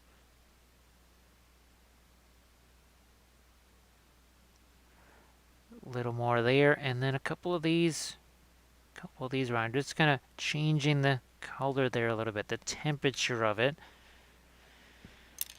We have our blending brush over here somewhere. Where did you go? Here, let's grab this guy. Oh, nope, there he is. There's Mr. Blending Brush. Brushstroke management, that's something I like to wait a little while, but sometimes even just hours, like a couple hours before I come back in. Because like here, okay, if I see some brushstrokes here, let's make sure we got no paint on there. And we're just going to try and mitigate the brushstrokes. We have some brushstrokes over here that we can see. We're just going to mitigate those the same way. Now, something like this that has not a lot of large surfaces, you're not going to have quite so much in the way of, those crazy little brushstroke marks. And the other thing, I mean, obviously you could take a little bit of like a paper towel or something and soak up what's there if you really want to just throw it away faster. But if you just leave it sit there for a few days, it does start to kind of dissipate away. Sort of like rubbing alcohol, right? That'll start to dissipate. We also need some of our lighter colors there on our gems. We also need, like we did on this side here, we need to do the same thing over here. We also could use some light down here. There, that's a little better there. So again, these 3D printed figures, they kind of detail just like the Wind Riders that Landras printed out. Absolutely incredible details. It has really been surprising to me on the 3D printing front. The more of these I do, the more details that I find. Look at how bright we're starting to make these guys here. Again, we're going to do the same thing with the little gemstones right here. Stompy has returned. Stompy, how you doing? We're trying to have some fun here painting one of the miniatures that we based last night in our colossal basing stream. I'm pretty sure that is the biggest basing stream that we've done, because I think I based well over 30 figures, maybe closer to 40. I know our Reaper basing stream, we've done maybe 20 or so in those, but yeah, I know there was 20 dwarves that were based. That was just the dwarves. That doesn't count all the other stuff. So we based quite a few things. Also going to try and find some lighter colors here for our these things on his shoulders here. Now, Mojo, I use the exact same brushes. Now, for the most part, I'm using just these maybe golden Taklon craft brushes here. This is the vast majority of time. This is what I'm using. Now, also too, actually here, let me see if I can grab one of my quadruple zeros here. That's a triple, nope, there we go. So I also use these quadruple zeros here. These are also just a synthetic brush right here. This is maybe $3 and something cents. Here, let's go ahead and utilize this brush right here. I'll just get a couple of our lighter colors in there. So mostly these, and they're the same brushes I use with acrylics, because guess what? I was painting this just the other day with acrylics, and I used all the exact same brushes with it. And that's we use that brush cleaner, right? That cleans the acrylic just as well as the oils.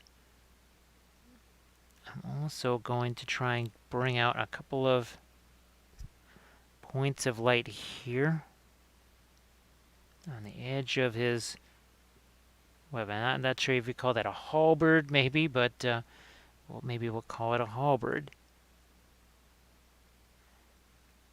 And now we're going to try and get some lights here. Again, where you can see we're breaking that up a little bit, right? Because we have the cut marks in there too, so let's break that up. Yeah, I don't, there's nothing special for me. The acrylics, oils, all the stuff is the same, because guess what? The oil paints are way gentler on your brushes than the acrylics are. The acrylics are brutal. As soon as you start using them, they are working their way down into the ferrule of the brush, never to be removed. So that is why, yeah, your brushes will really love the oil paints. The acrylics pretty much start destroying your brushes as soon as you begin to use them, unfortunately. Because they get in there and dry, whereas the oils are not going to do that. I've come back the next day and been able to wash out my the brushes I used for oils. Whereas acrylics, my goodness, if I have them on for more than 2 seconds, bam. So we're doing the same thing with our lights on this, and I've got the handle of that weapon is kind of in the way, so we're going to move that. Now, again, we're using this is an artificial brush right here, or a synthetic brush.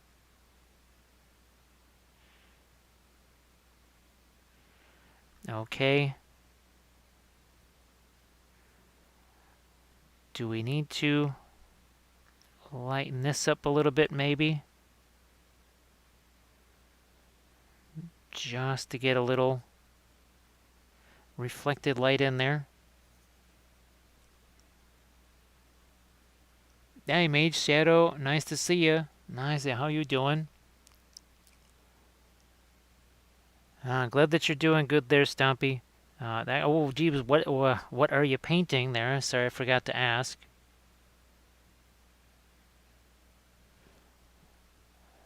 Thanks, Mage. Yeah, this a really fun miniature that I was able to print out myself. This is from Titan Forge Miniatures right here. We have a I think I maybe printed out 4 from their cursed sands. Oh, thank you so much, Mojo. I appreciate that. Here, let's fortify our hot chocolate again with just a little bit more, so thank you very much. I believe that is the last of the hot chocolate there. So sad.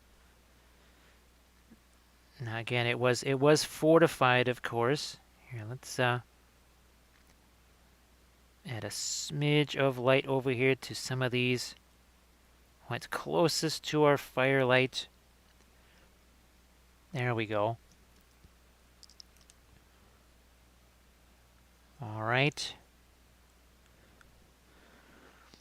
Do we need anything lighter down on our skulls? I don't think so down there. Here, however, I think we could definitely use some lighter color. Let's go back over here to our cadmium orange. Let's utilize that. That's been quite the discovery here. Well, I mean, we figured it was gonna work pretty well. It's always just neat to actually see the thing working. Okay, let's go with some more of our cadmium orange here. There. I might even let a little bit of that work its way over to here. Yeah, because by darkening that, this gets lighter, so we don't have to keep constantly making that lighter. Now I'm just gonna look here. I can't really see any of that, so that's why we're not gonna do a whole bunch of orange stuff there. Probably don't want to be doing that. Thank you very much, Lope, for supporting Armored Wolf, because Armored Wolf does so much here for the channel. It's really nice when we can also show Armored Wolf some love there. Because he's all the while here that I'm having fun painting this, Armored Wolf is working on all of those things. He's working on all that stuff. If I'm here for 10 hours or something like that, he has spent all 10 of those hours also working on all of his projects too. There's no sleeping, no rest for either of us, that's for sure. And there's Stila. Stila, how are you doing? Folks, be sure to give Stila a follow. Stila, how are you doing tonight? And be sure to follow Stila because she's also doing lots of amazing things with the oil paint. So Stila, check this out right here. This is our first real use of the cadmium orange. I think I did a couple little tiny tests here, but there is no fluorescent on this whatsoever. And actually, it's been hard to tell. I know here where I use the fluorescent paint, so I can tell it easier. But it's really hard to tell which one is fluorescent and which one is not. So cadmium orange definitely is a good substitute there. Yep. Still, it's. I figured it would work okay. It's weird to have it out on the palette because I'm so used to the cadmium scarlet. But now my cadmium scarlet plays a very different role than it was doing before. The cadmium scarlet almost performs the role of the fluorescent paint, and the cadmium orange kind of takes over the role of the scarlet. So it's almost like they kind of shifted places a little bit. You know what? I think we should have maybe some of these little grains right here. I do believe we used some of the glacial silt on this too. I'm pretty sure we did.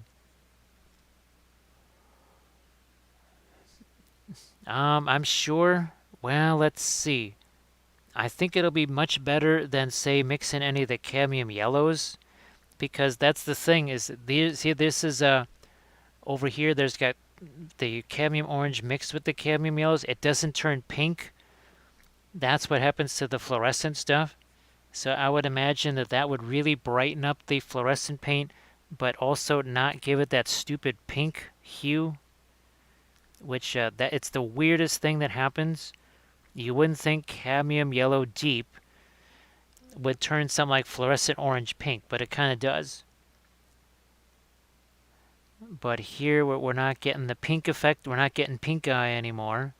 Nobody wants pink eye. We also want to get some darks in here. So let's grab this.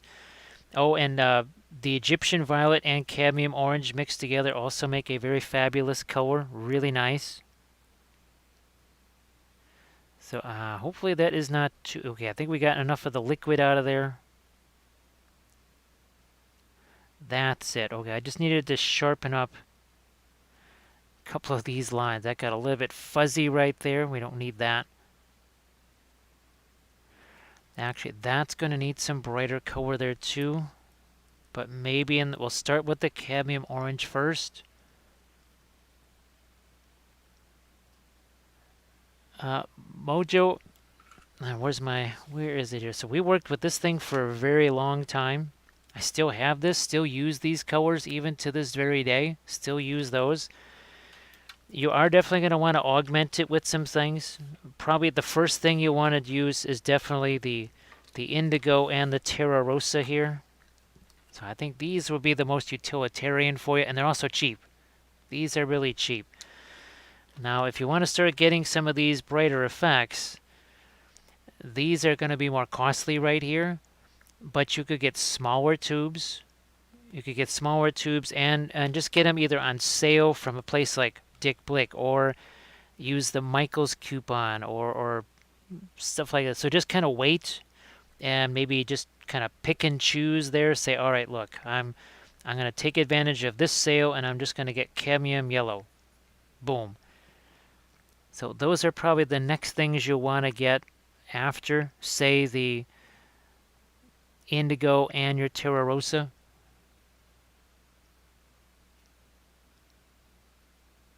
I think we're caught up there. Yeah, I think we're caught up. Now this I also would like there. Yeah, just like we've been adding, here's some of these little brighter points of light like this. I think we need one right here, and that's gonna be again that's cadmium orange with a little touch of the cadmium yellow light.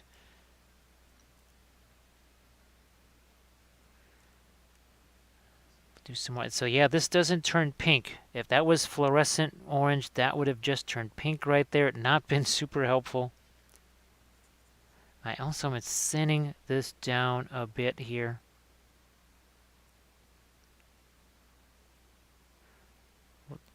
Yeah, I think we're going to get some light on the underside of this. I think we've got our scarlet in place there. This definitely, both of these areas need some, they need some working going on. We're going to start off with the Prussian blue here. There's also been a lot of Prussian green that's been used on this one because, hey, it's gold after all. And it ain't gold if it ain't got green. So we've definitely added some of our green to these. Now we're going to go back to our white here. So I hope that is, glad that's helpful there, Mojo. Like I said, you can get the, kind of go with the cadmiums at your own leisure there.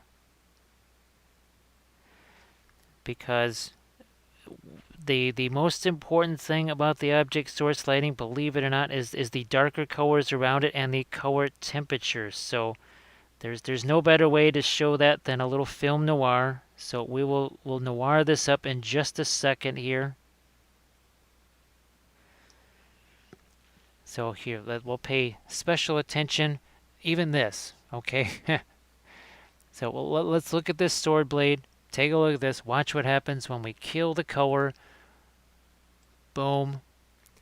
This and this look very much the same, right? They look very much the same. Look at the, you can't see any of the green in there. There's a lot of green in there. There's purples in there. You don't see any of that. You don't see any of the orange here until we bring back that color intensity, like so.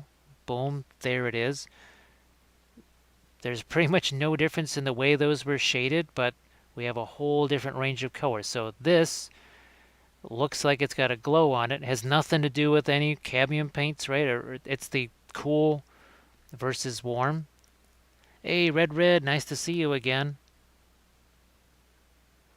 So Red, this is something you could get this off of Amazon here. It's just a 10 color set. You could get it off of Mike. If you get this off of Michael's with their 40% off coupon, what is it, about $17 or something like that? There are some smaller sets. Now this only has 6 colors, but you'll still want to get yourself a white of some kind. But after you get that starter set there, that's where we definitely recommend things like the indigo and the Terra Rosa, because these are very inexpensive colors right there. Very inexpensive, and well, here there's a lot of indigo in here, right? We've also used here, this is Terra Rosa is a fantastic skin color. Here's something we painted with a lot of the Terra Rosa. But guess where else it can be handy? Terra Rosa makes a fantastic rust color. And we've used this a bunch of times using, again, the Terra Rosa as a rust color. So it has so many different purposes, so many different ways you can use it.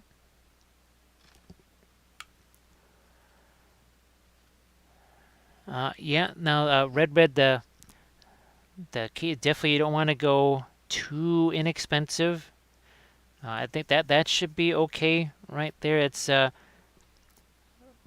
when people run into problems, sometimes they'll get 40 colors for $5 or something like that, and they find out that's kind of a disaster there. So yeah, it's a little bit of a balance. You want to keep it relatively inexpensive, right? Also, too, the first figure that you try, maybe with simple shapes like this robe here, a big old sword like that, and maybe just use 2 colors. Maybe just use a like Van Dyke brown and white or something, or you know, some kind of really dark color and white. Just to keep things as simple as possible when you're just trying to get used to the paint, right? Because when we were working with our watercolors in school, well, guess what? We got 1 color to work with. It was Van Dyke brown. No other colors. Halfway through the year, they only let us use 3 colors. Because they said, you don't need to be struggling with figuring out the watercolor paper, all this other kind of stuff. The sedimentation rate of cerulean blue versus this. No, you're not going to use any of those things. You're just going to get this 1 color. That's it. That may not sound like a whole bunch of fun, but that's really not a bad idea for starting out.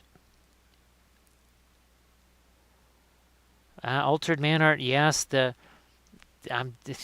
why I really wanted the Cursed Sands figures here from Titan Forge, because it's like we have our Tomb King's army back. And just a little quick here. Oh, wait a minute. Yeah, red. That's why you start to augment right with the artist line here, right? So the Terra Rosa. I don't even think you can get this in the other version. But with the starter set, you're getting things like, well, the white, the black. You're getting some ultramarine blue, a couple of quick things that you can just experiment with, right? And there might be colors that you just like more when it comes time for you to just do the rest of your oil journey. Maybe it could depend on the things that you're painting as well. That's going to have an impact on it.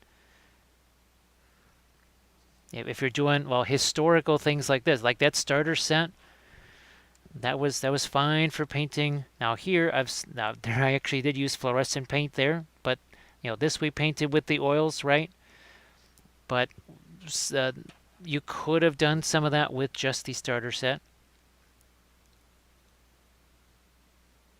Just like Mojo was saying, the artist color is definitely going to be better, but you can, just for starting out, the other stuff should be okay. Hey, Armistig, how are you doing? The very resolution did finish, but there's almost tree bark-like texture on it. I made some adjustments and running a new print and should have some results tomorrow. I definitely will be around tomorrow. I'm going to be painting all of that calf stuff tomorrow. So it's gonna be an unusual day for me. That's for sure. Essentially, painting things that I've never painted really before.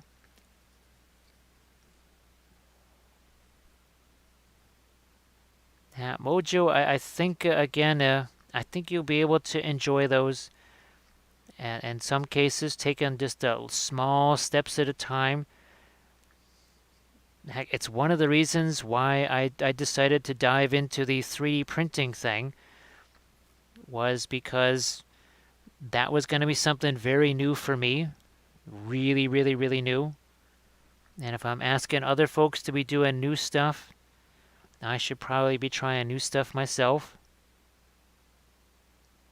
That's why we try these different colors, right? We had tried this one here for the first time.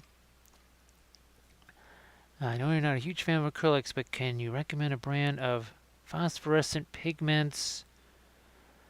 I'm going to stick, the only ones that I actually know of are the Green Stuff World ones. They actually make a like fluoro powdered pigments.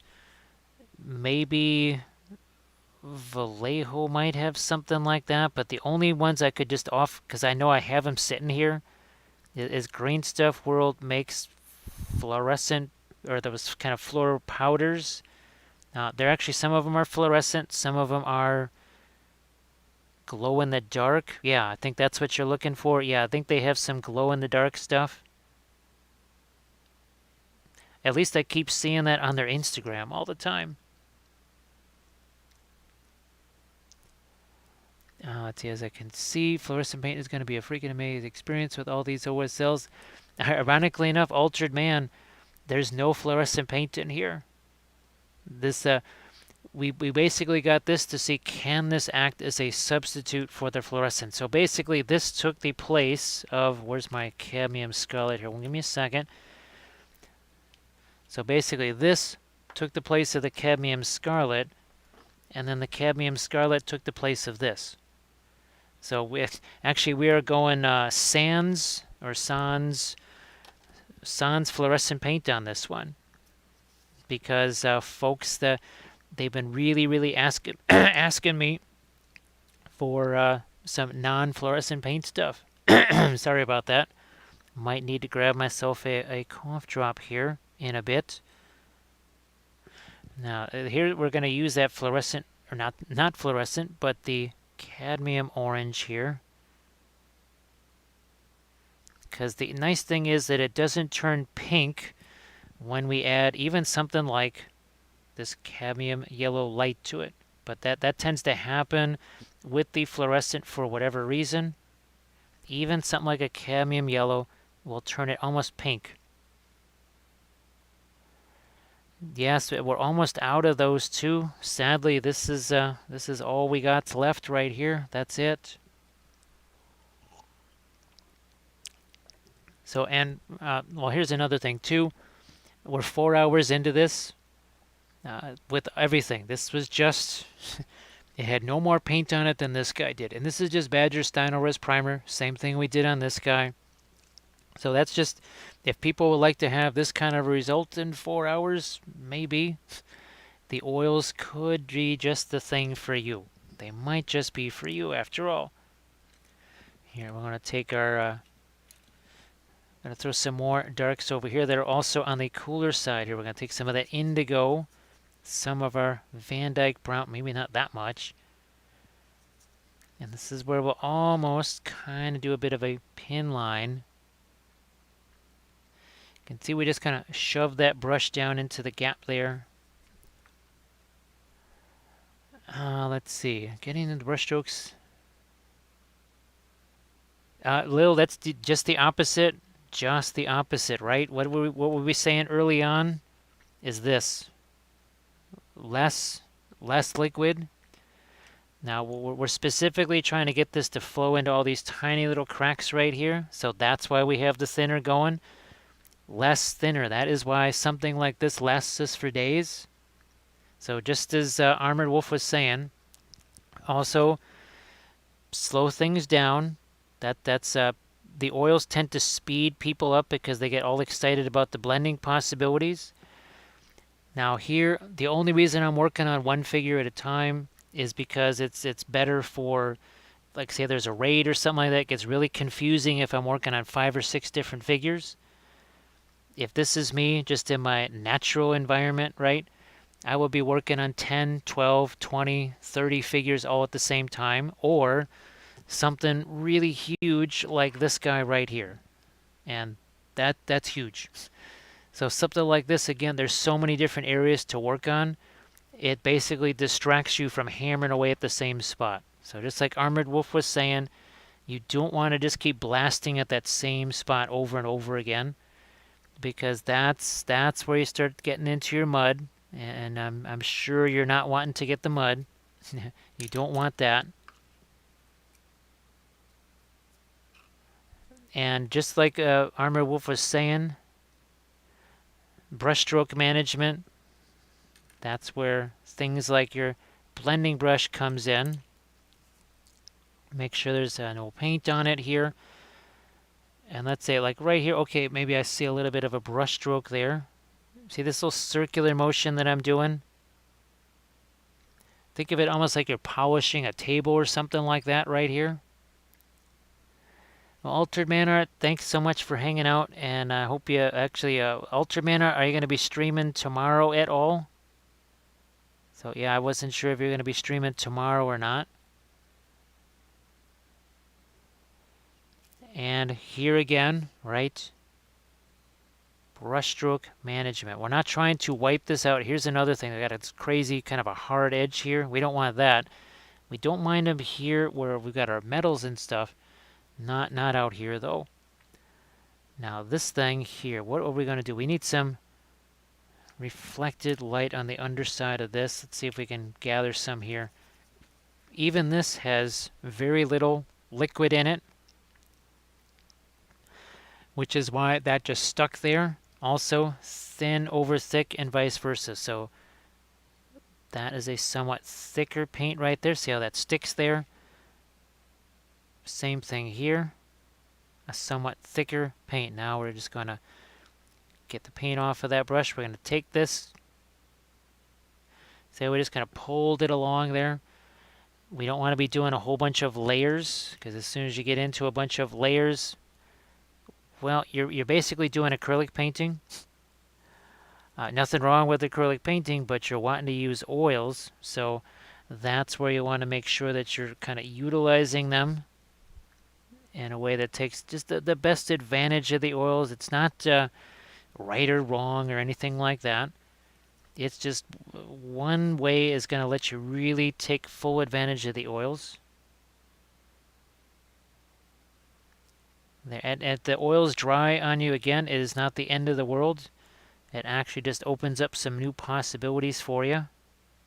So there again is some more of our reflected light at work.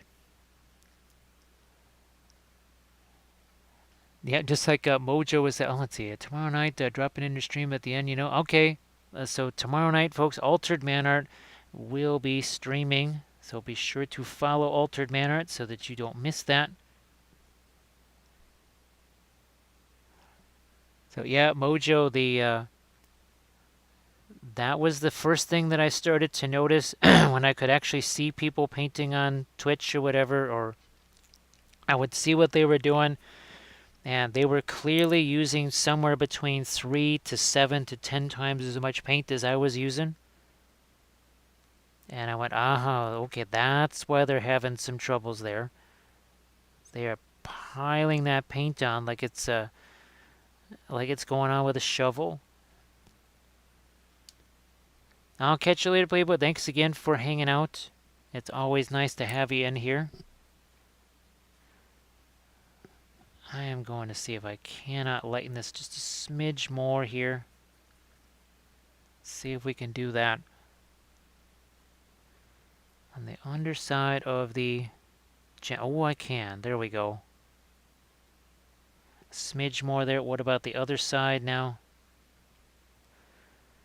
So this brush right here, this is that quadruple zero we were talking about. It is now showing a little bit of wear and tear, but it has also seen a decent amount of use. It's not like it's unusable or anything like that. It's certainly not maybe what it was when we first started using it. But it was $7 after all instead of 15, so not really gonna complain. We certainly were able to get more than $7 worth of miniatures out of it. That's no doubt about that.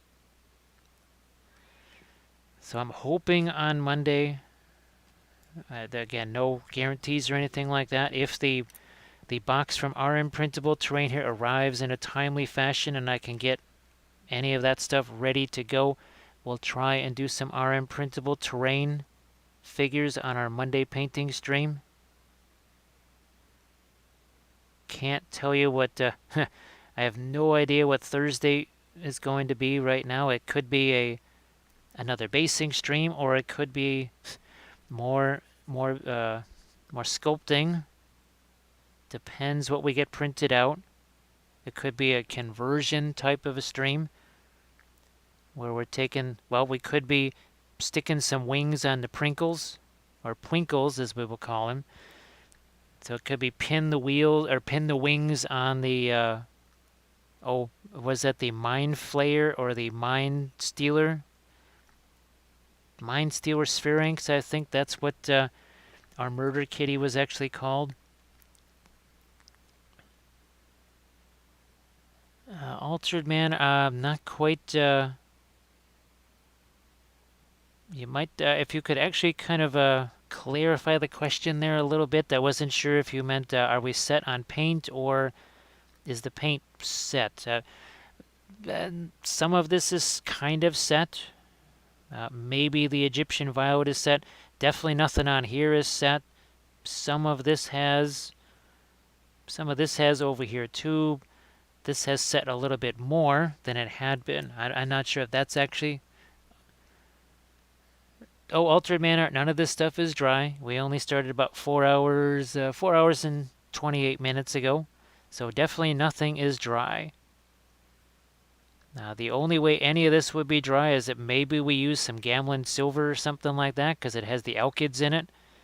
But, yep, nothing is dry. So we just managed, again, a couple more brush strokes over here.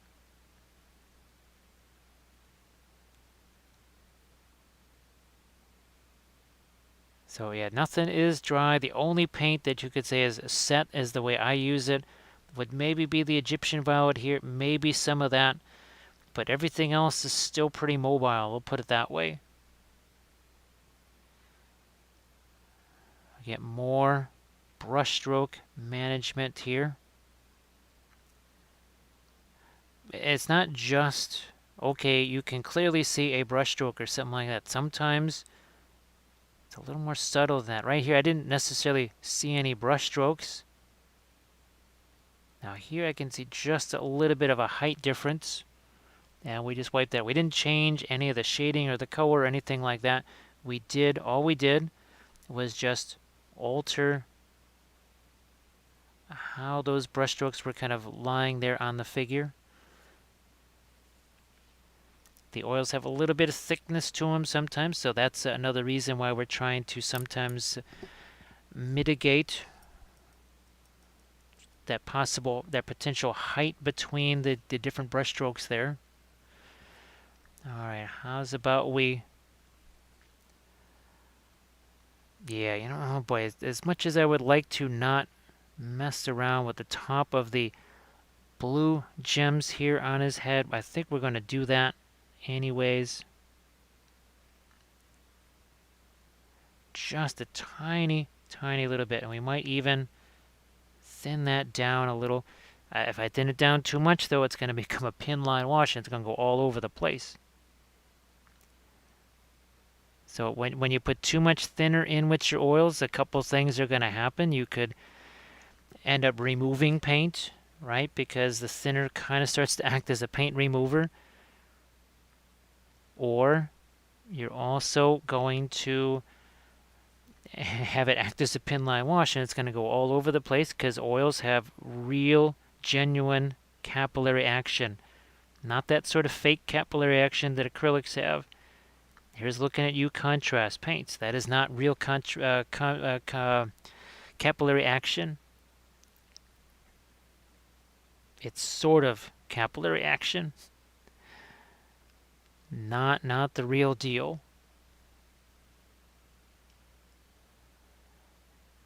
So were you able to find them there, Amish Stig? I'm sorry I didn't have any more detailed information for you on those things. Now there's their master medium that they have, and we have used that to mix powders before and sort of turn them into paint, and that's worked pretty well. Again, I still want to do an acrylic version of our interference powders. There's I don't have as many days left this month as I needed to film all of the things I would have I would have again liked to have done an acrylic version with the mica flakes and such, because we did all the oil ones earlier this month, but I think that's just going to have to be the beginning of next month because we have a few things going on. Here, let's get the top of these three little things here, and now see that is a little more. This has a little more zest to it right now. That was looking a little bit peaked there as far as some decent metallic or metal style contrast there. For someone who knows what they're... Oh, okay, thanks. I'm glad that was helpful, Armor Stig. I'm really glad it was. But that master medium, I think I used it with weathering powders, and I also used it with their true metal powders, or I think that's what they might have called them. And the master medium seemed to work pretty well. I think I just started using it almost the same way you would use like a pigment fixer, a liquid pigment fixer.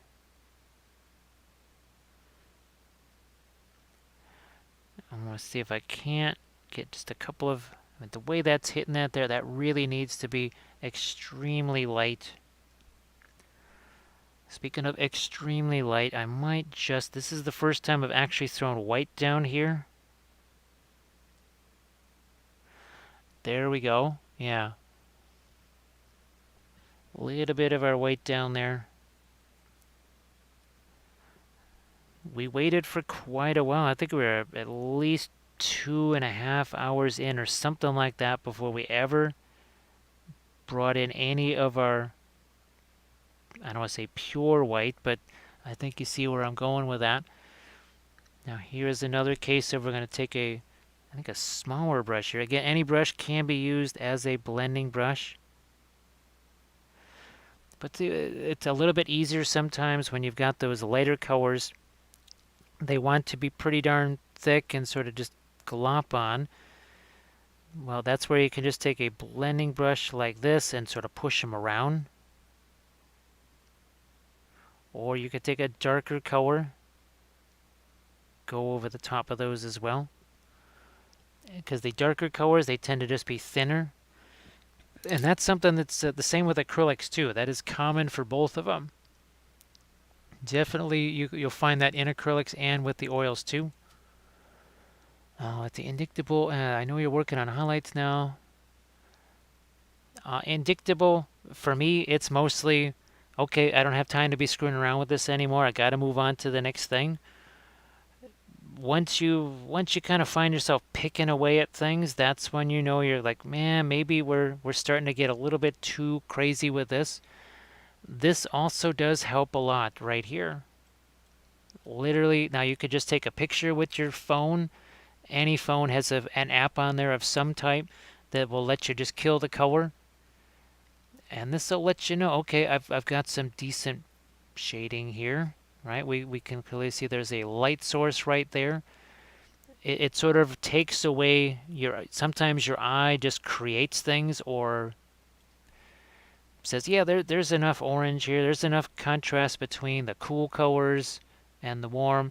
Well, you do that thing with the color intensity, right? That's another way to possibly tell.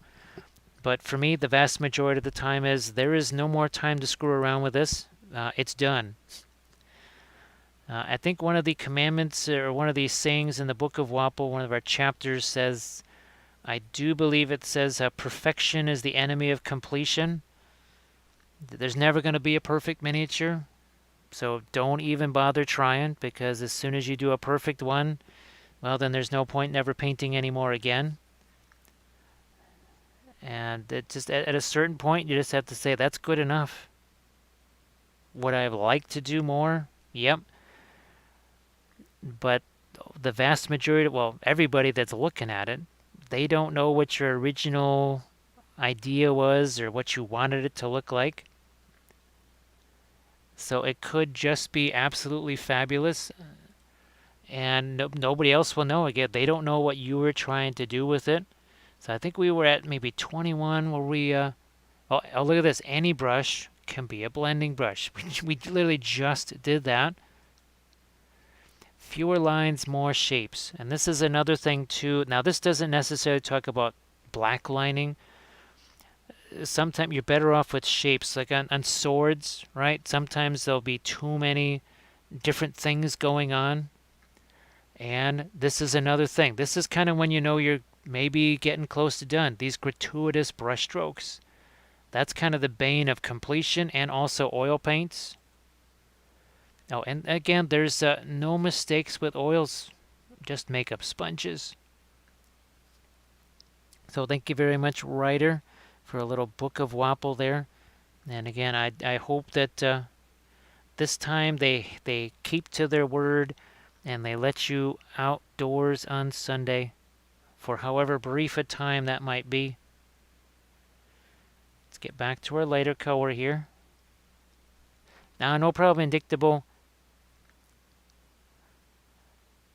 But that is, now for me again, it's, I don't want to say it's easy, but I kind of have no choice. It's just, all right, that's done. That's good enough. Move on to the next 150,000 miniatures that have to be painted.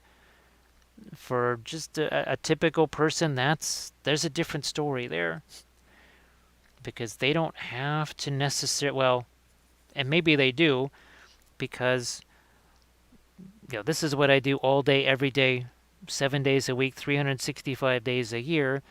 Typical person, well, they're not. They might only get to paint once a week. So that might be just as important, that whole idea of, like you say, knowing when enough is enough and just saying, all right, that's it. We're not doing any more.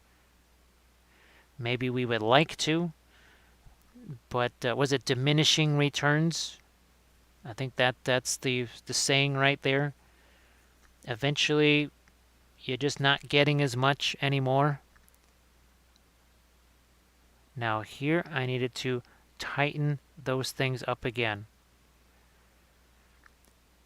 These things here, we also need to tighten these up. And here, too much light went down there into the shadow area. Now here we have no light at all. We got to do something there.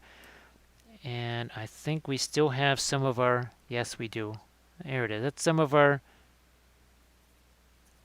kind of lighter color mixed with the asphaltum right there, just to bring that out a little bit.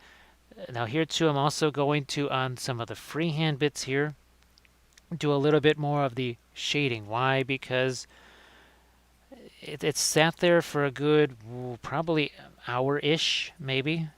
Oh, now this is also the Egyptian violet mixed with the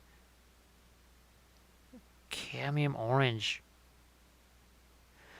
So now see how that kind of falls into the shadow there? This will again be about cleaning up some of these areas here. This, I think I could maybe even shade that a little darker. Oh, this just ends right there. Super hard edge. Boom, we kill that.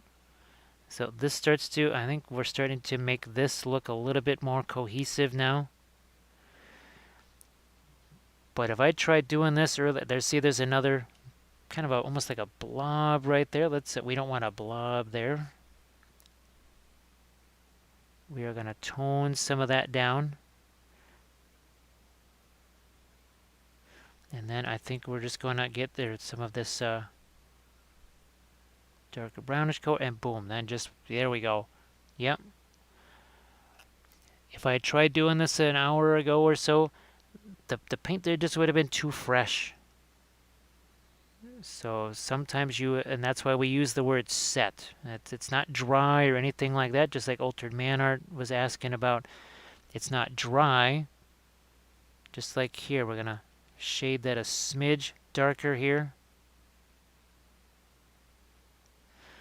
Like that's going over the top of it. But you notice we waited a good long time before we did something like that. We waited at least probably an hour and a half before we really started to mess around with these things. Which means that our paint is nowhere near dry. I mean, I could take a makeup sponge and this whole thing could be wiped off of here in a second. And folks, yes, there are tons of videos on the YouTube channel. I just threw up a new one today. I think it was this guy here. Where did you go? I think you're sitting right over here. Yeah, this guy here. Oh, guess what? Object source lighting. But the idea was, you see, there's almost like there's greens in that horse, and you can see the blues here. But now you're swinging around this way. All of a sudden, guess what? You're getting into those warmer colors. Now this one had the fluorescent paints in it. That one had the fluorescence. Now I'm going to see if I can maybe find a couple of spots on that freehand there to lighten up here. Let's see if we can do this. Here. And this is more about not so much shading it, just trying to get that cleaned up. We did this, oh gosh, on a Rohan horse, all of the Rohan freehand that we did on those banners there. Here's our gambling banner. So this is a case of there was some major changes made to some of this stuff. Same thing here, but all of that freehand was all done wet into wet. I think I've got the Gamlin sculpting video on the YouTube channel. I'll see if I can maybe get the Gamlin painting video onto the YouTube channel as well, but everything is kind of already saved here. That's the full version of it. Sometimes what I'll do is just take like that Diwali games figure you just saw. Well, that was part of a 7-hour session where I was painting other figures, so I just kind of separated that one out. So that would be just that Diwali miniature and nothing else. Now here, this part of the cloak sticks out just a bit, and also managing that edge. That was just kind of it just sort of ended abruptly here. Didn't make much sense. We fixed that up a little bit. We do the same over here too, and I'm following these folds. That's another thing that Lost Kingdoms, that Titan Forge does really well, is with their cloth. It really does look like it's actually got some flow to it. Because sometimes with the digital or the 3D sculpting, digital sculpting, that can go a little bit wonky sometimes. It doesn't necessarily look like cloth so much as a wrapper. I mean, it just doesn't look like cloth at all. This has some nice, you can see this is hanging here very nice. That doesn't always happen with the digital sculpting, so nice to see that. Mini Grinder has to head off to bed. So Mini Grinder, thanks for hanging out. And we're definitely looking forward to seeing what you come up with on that miniature right there. That's going to be really fun, really hilarious, I think, to paint on stream. Now we got this highlight here. I actually would like to have a second one right there.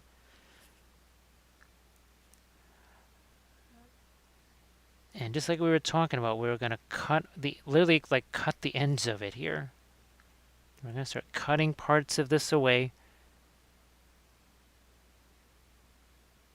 Like so. So see how that's nowhere near as pronounced as it was before?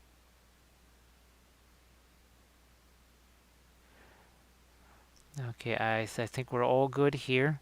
Now this is the one other area here I got to figure out what's going to happen with this. We'll grab some of our orange chip. This has to kind of go underneath this bit right here.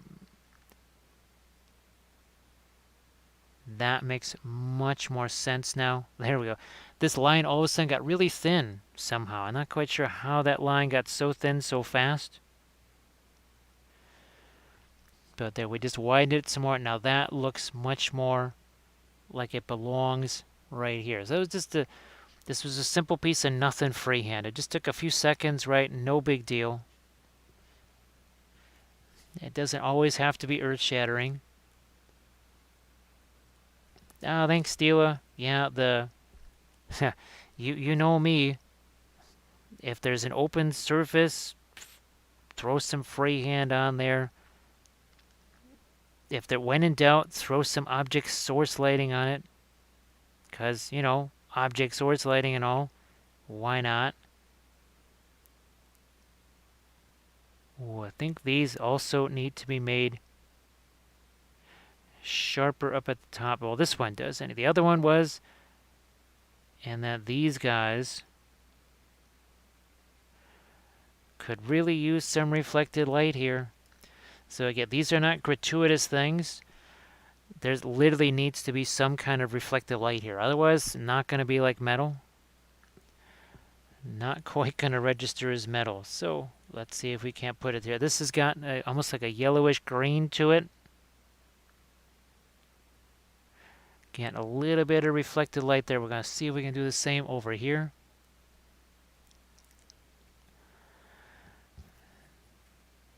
Landrast, what I was hoping to do here, because we got so much stuff going on there, I didn't want this to all just be like, okay, we did a purple robe afterthought type thing.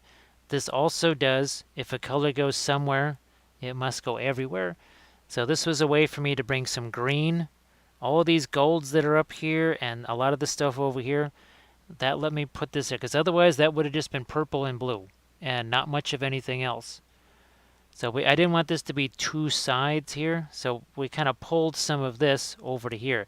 Now the other thing I was tempted to do was bringing in, see these scarab things right here?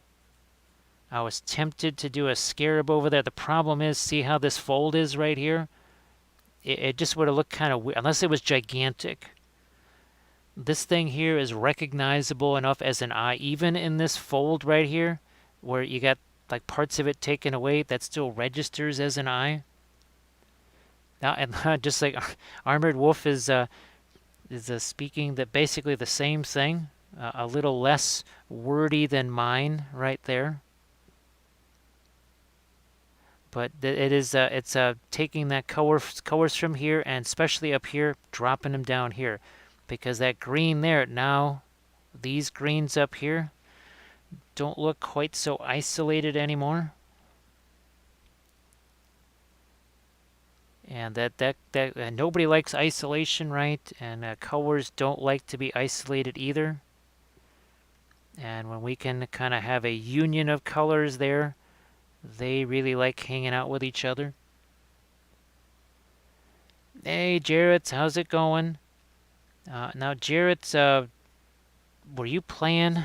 What was you weren't in the Pyro Club thing tonight, were you? What were you? Oh, you were. That was the thing last night, right? The Big Jim was doing whatever crazy game he was playing. I think you were in there for that. That's right. Okay, I was like, wait a minute. Was I just listening to it? Yes, you were in Big Jim Slade's thing. Monster Camp. That's what that's called. Okay, that was a weird. Well, I've seen him do one or two of those before, so it wasn't quite so weird. But man, that is unusual. All right, here another thing I felt like I needed there. See that dark? I felt like that was needed there. We're gonna take our one of our blending brush type things, right? Oh, there's Big Jim Slade. There he is. So yes, folks, Big Jim, he will be playing some interesting games. There was a little bit of Discord participation in that last night. That was some crazy stuff going on.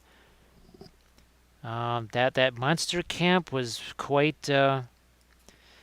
There was some risque things going on in that monster camp for sure. And there was poetry, so there you go. Monster camp and poetry. Here, instead of trying to get into reds and stuff like that, I'm just going to throw a couple of lights there, where things are kind of reflecting a little bit. Look at that, right there, a little bit of reflection there. It put the risk in risque. That's for sure. That was some risque things going on. Oh my goodness.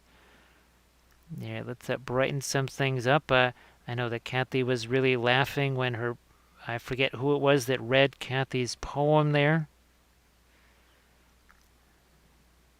So yeah, it sounded like there was a good time being had by all, except maybe for some of the folks in the monster camp. All right, we're gonna get ourselves some more refractions in here. Let's go with some dark. Not everything has to be light. Here's some burnt umber right here. There.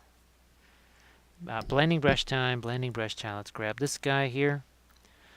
So you must have dark to show light. Look at that. That reflected light just got a whole bunch lighter. Why? Because we added a little bit of dark there. The guacamole emotions was a life-changing. It was a life-altering experience. That was pretty crazy, pretty intense. Now I don't know if that's if there's any kind of specific day of the week those are more likely to happen. I know you also have your I don't want to call it the home shopping thing, but the real estate show. I know you have the real estate show. Sometimes that happens. I think maybe on a Tuesday. And I guess maybe there's an Ember exchange coming up potentially.